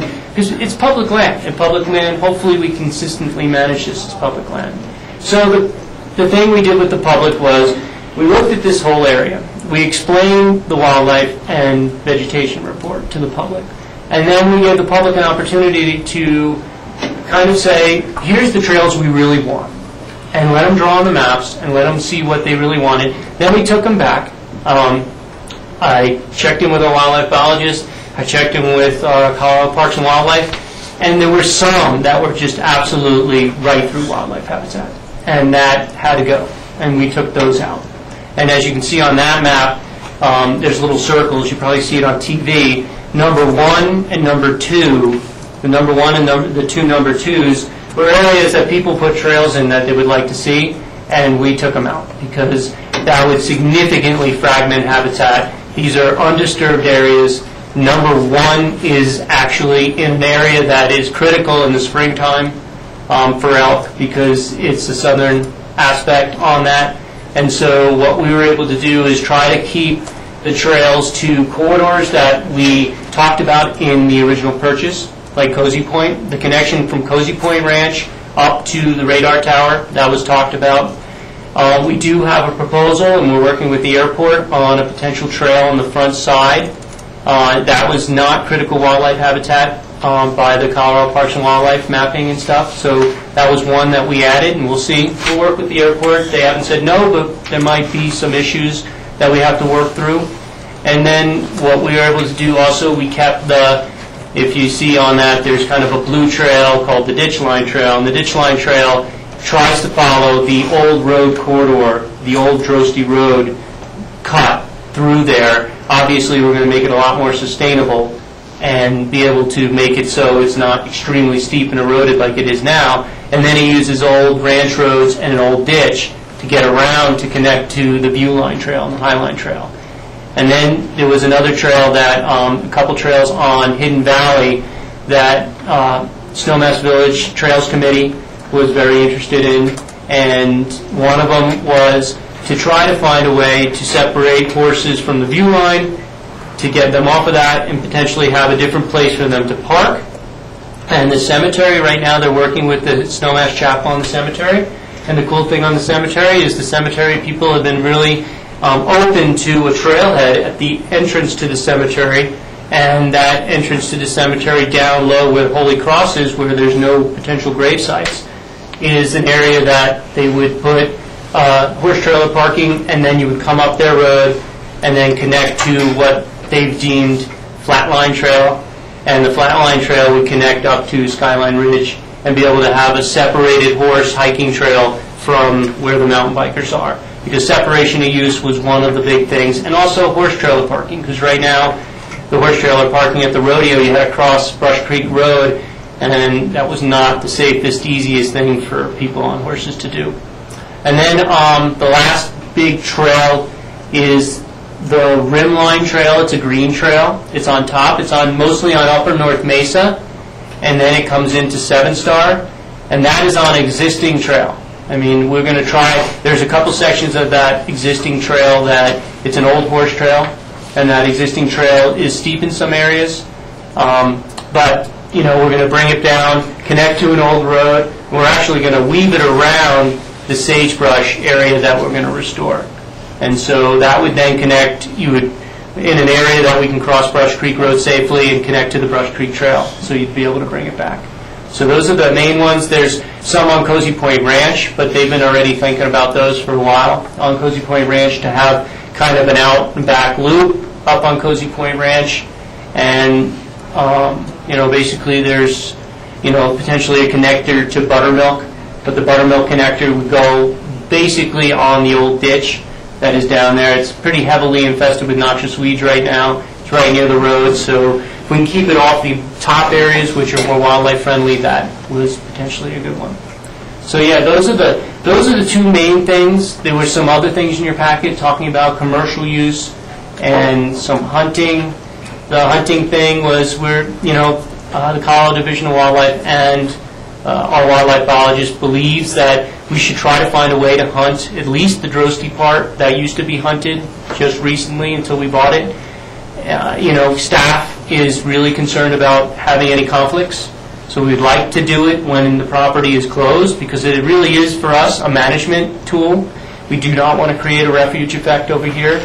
All this habitat improvement will do, we'll start getting absolutely hammered if we create this refuge for elk to go. We want them to keep moving around, keep moving through, and kind of say, hey, there could be some disturbance or predatory kind of thing, so you might want to keep moving around. But, as everything, they'll get used to the fact that they'll move around a little bit, move on to other habitat where there's not hunting, and then when the hunting stops, then they'll move back. So it'll give a kind of a break to certain areas and, kind of help the Colorado Division of Wildlife meet their population objectives, what we've shown in the thing. There's pretty significant issues with our elk herd, and it's not a healthy population, so we need to do some work.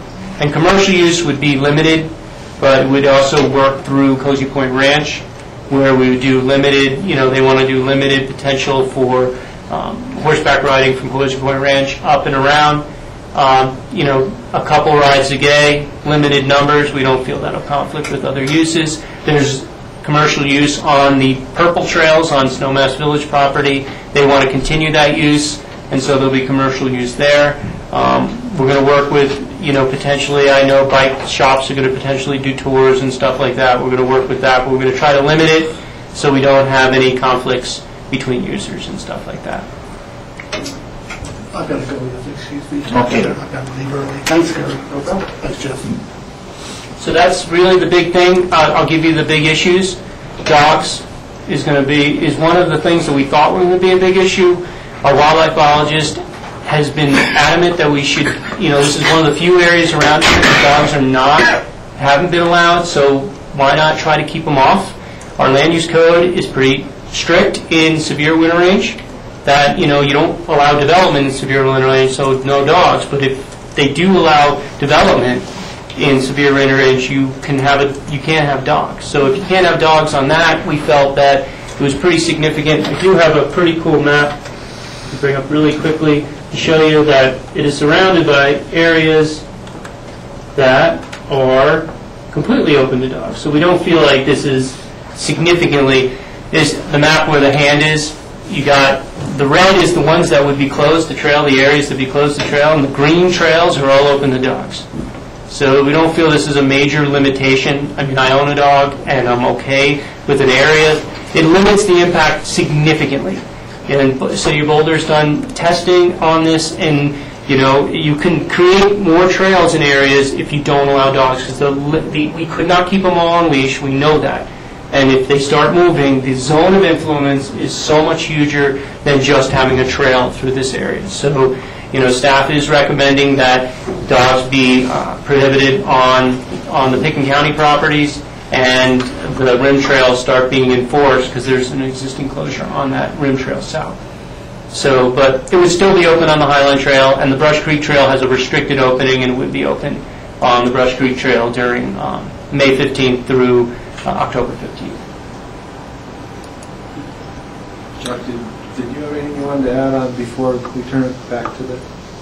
I think you all did a really great job of talking about the management. I just take one step back and want to re-congratulate everybody in this room along with the communities of Snowmass and Aspen to support the purchase and allow us to do this management plan. And having them interact with us has been one of the most rewarding endeavors I've been involved with my whole career.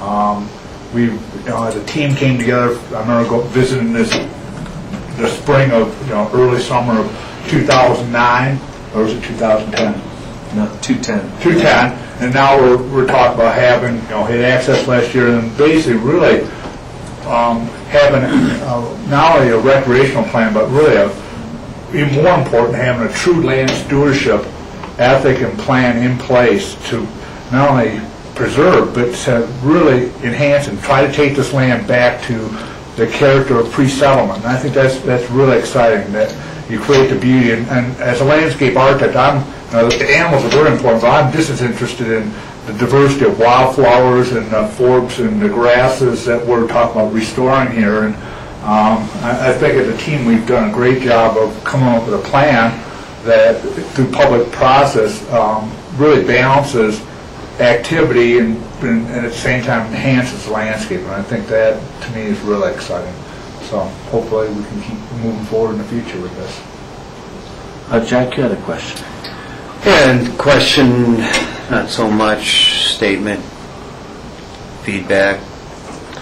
This is the beginning of a process, and I hope we can get these, the report ASAP, so we can start educating ourselves more than just, a presentation like this. For me, very much, the overall goals of what we're talking about here in words are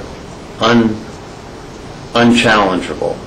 But what's really going to count is the proof in the pudding is what is on the ground.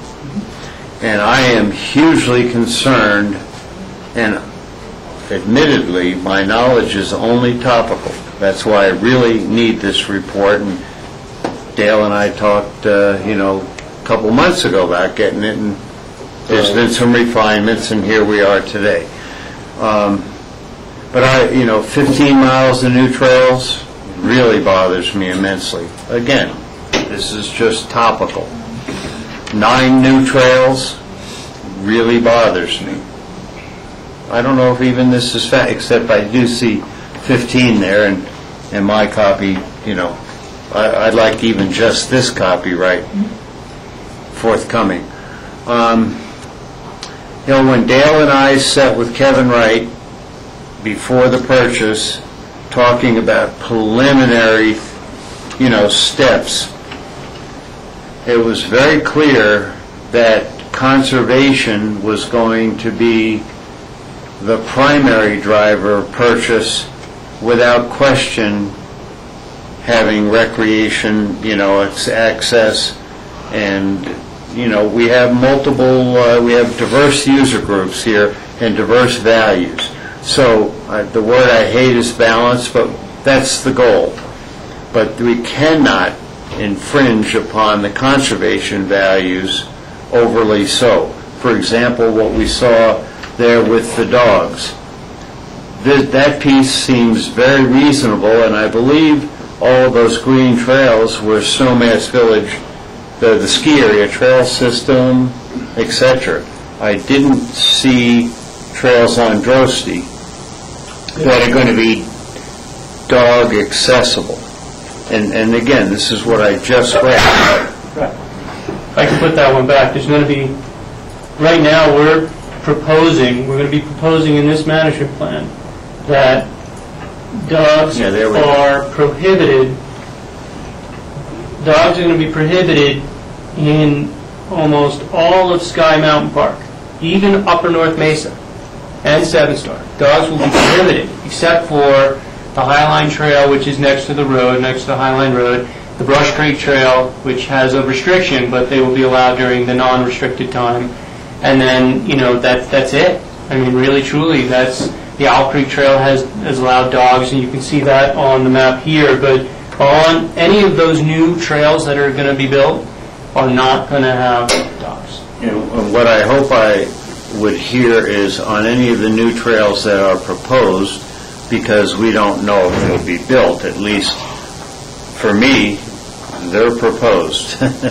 And, we want to serve the user fine. But I think this is such an ecologically sensitive area. The fact that we do all this great work about restoration doesn't mean we can impinge on certain areas. Now, for me, the now parks and and wildlife still haven't evolved past DOW, but in the early days we always used the WRIS maps, and that got changed by the DOW and a new terminology, with the understanding that those maps are not written in stone because there's an evolution with wildlife and movement and, push. So not only do we look at the current DOW maps, but the current DOW feedback we get from their annual flights and all the knowledge we have with collaring, all that has to play here. And I'm sure that that's been looked at by our wildlife biologists. But at the end of the day, it's going to come to recommendations by staff, the ecologist, open space board, but at the end of the day, we're going to make the decisions. And I'll mention right now clearly, and you know me, so this is not new information, I am absolutely going to rely on the DOW, the Parks and Recs feedback as a place to start and end. Now, would there be an adjustment? Hey, that's a group decision, certainly. But Jack is going to use that very much so as my basis for decision making, and that's fair. You guys know where I come from anyway all the time. So if we can do what we said, for example, the commissioners weren't so much involved, but Jack certainly was in Somas Village getting this ballot question passed, and other members of the community, we know. But very much, every interpersonal discussion we had, no, I have to adjust that, I had, because I can't speak about what others said, was clearly conservation first and recreation right after that. And that's really critical. It wasn't that great of a margin, believe it or not, because of economics and all that.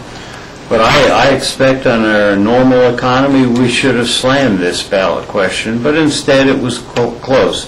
And it was not a new tax. It was just a continuation of the maintenance facility debt for 5 years. So we're on sensitive ground in a lot of ways here, and I expect at the end of the day we're going to respect those things that we hold dear as values, i.e. conservation, while allowing a huge amount of access for recreation.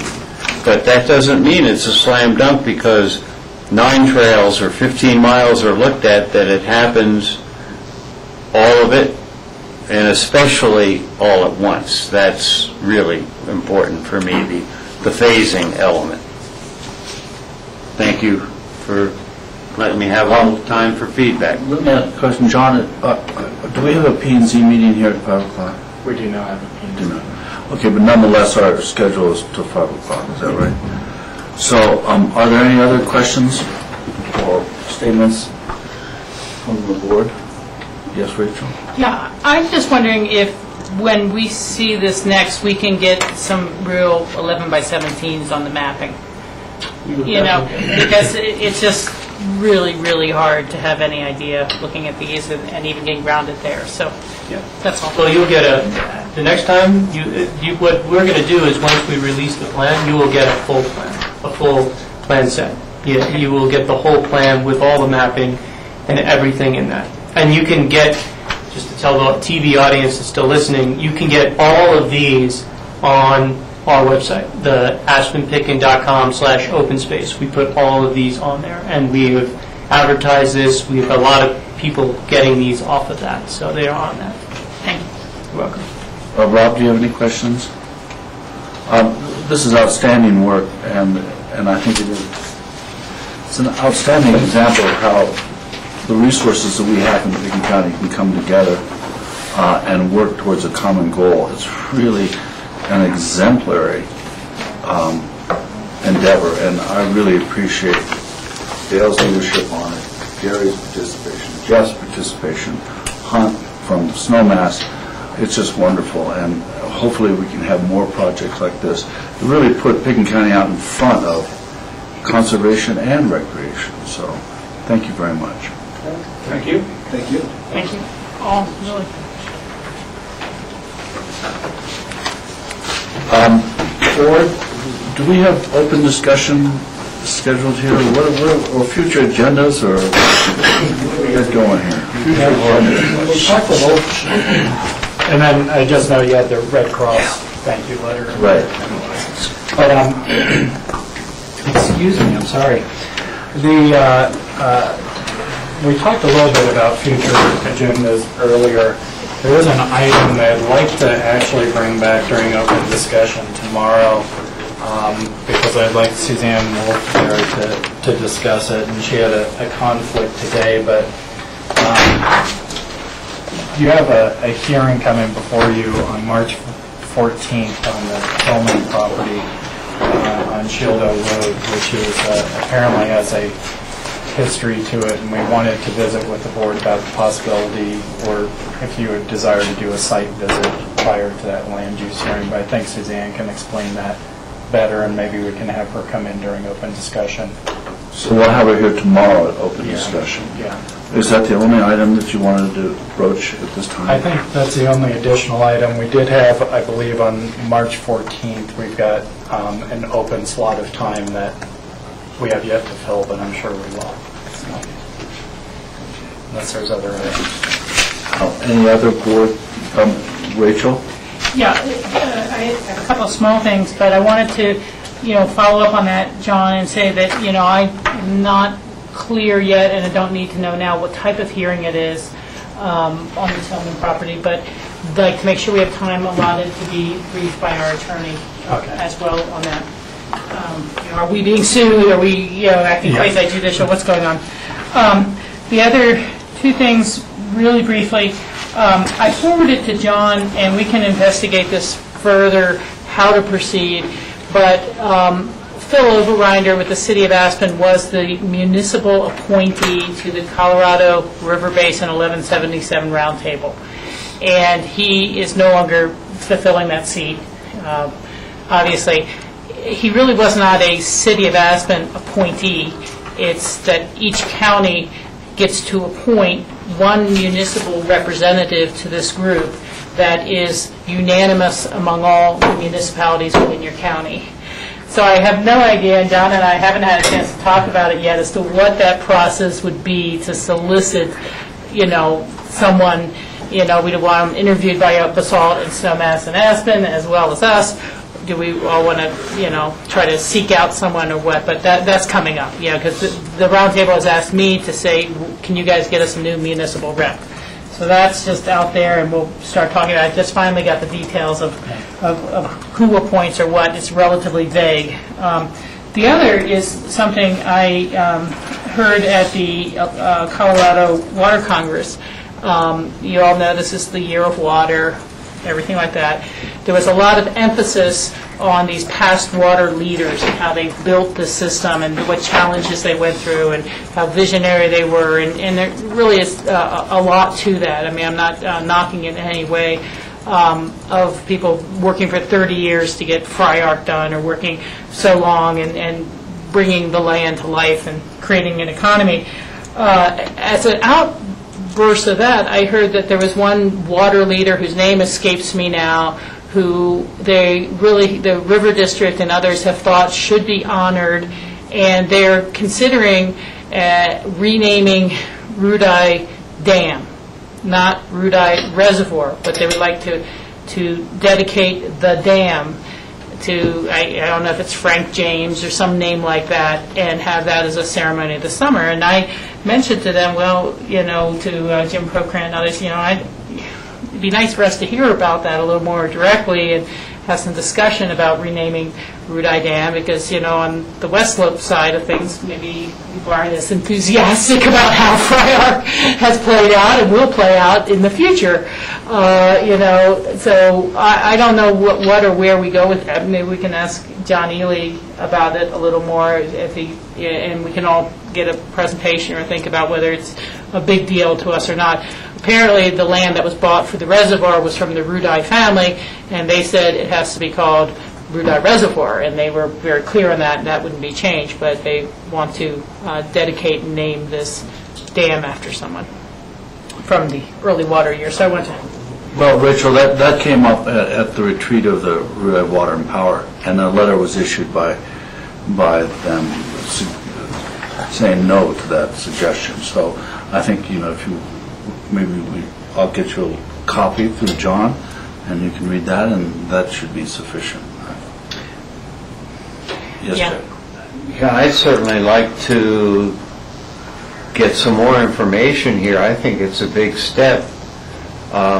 And we might be honoring somebody, or whomever is proposing this just might have a different approach. So we definitely need as much information, so if we move forward. I mean, remember when Rudai Dam and Reservoir started, Pitkin County was part of that, I guess I'll call it, that working relationship with the city. We were, and I don't know if I could call it, was it ownership, Rachel? I mean, I don't know exactly. We're running the electric utility. The electric utility, but not the dam, to put the utility in there. Okay. And I think that the person who makes the decision, per se, is the Bureau of Reclamation, because it's their dam. So I don't know if that's who Rudai Water and Power sent their letter to.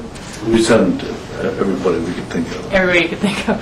Okay. Well, the Judge Stone was the Judge Stone. Okay. And there was essentially no connection with the dam and Judge Stone whatsoever. And so it was a stretch by anybody's imagination, except to get a dam named after you. So let's definitely appreciate that forward, Mike, so we get educated. I will. yeah, because we can probably discuss it and potentially join in with a letter of our own. Yes. Any other open discussion? No. Yes, Jack. Yeah, I'd like to remind myself, I guess, of what was the federal grant for the BRT, Bus Rapid Transit System? How much was that? 29 million? It was, I think, 26.5 or something like that. 26, okay. Because I had someone ask me, and I said, well, I think it's in the, but, good. And John, I'd appreciate, I know Ellen is going to further work on that reso, but I'd appreciate an early email of that reso we did in 08, just so I could get my hands on what we did. Oh, okay. Yeah, what Rob had accessed. I think that was a reso. The resolution or the plan? The energy? Yeah. I emailed it to everybody already. Oh, that's very done. This is like one of those 4G commercials. Yeah, well, so that's where I want to start. That's the plan. We'll talk about that as it evolves. I didn't get it, man. I emailed it to you. Your Pitkin County site? Your Pitkin County email address? No, no, never used it. I've got some items I can cover tomorrow during open discussion with some requests for letters and Yeah. that sort of thing. Okay, yes, yeah. It was 5:05. I have one quick one. Oh, okay. I think everybody got this email, but I printed them out. I have directions for Northwest COG to report back to me on this. I'm not going to get all the way to Summit for a 2-hour meeting on this economic development thing, but it is the start to the next, Yep. the start to the next step. And I know Jack wanted information. And I think Ryan is working on attending.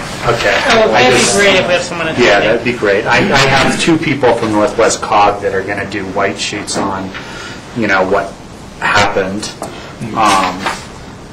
But just an FYI, and I know it's not a board update, but I'm going to put in the box upstairs just the schedule for our executive director in the read box upstairs on where we are, because things are kind of moving fast. We did pick our 5 top choices through the 16 applicants that came in. From there, they're doing background checks. We'll probably limit it to 3 or 4 and do interviews in public. Tentative interviews are March 5th to March 9th. That's kind of where we are in that schedule. We are hoping to make a recommendation. The various hiring committees, the hiring committee, the staff, and the council that will be doing part of the interviews will make a recommendation in Northwest COG on our meeting on the 22nd, which is an EOTC meeting, so I need to brainstorm whether or not I'm going to ever attend an EOTC meeting, and I'm on the subcommittee, so I think it's more important to be here for the EOTC meeting than be there to follow through with our recommendations. I will make recommendations, certainly, but just so you know, I will probably not go to the Northwest COG meeting on that night in order to be here for the EOTC meeting, because I'm on that subcommittee, which is, I think, much more important to be here than for that. Any other open discussion? Motion to adjourn? All in favor? Aye. Thank you, Mike.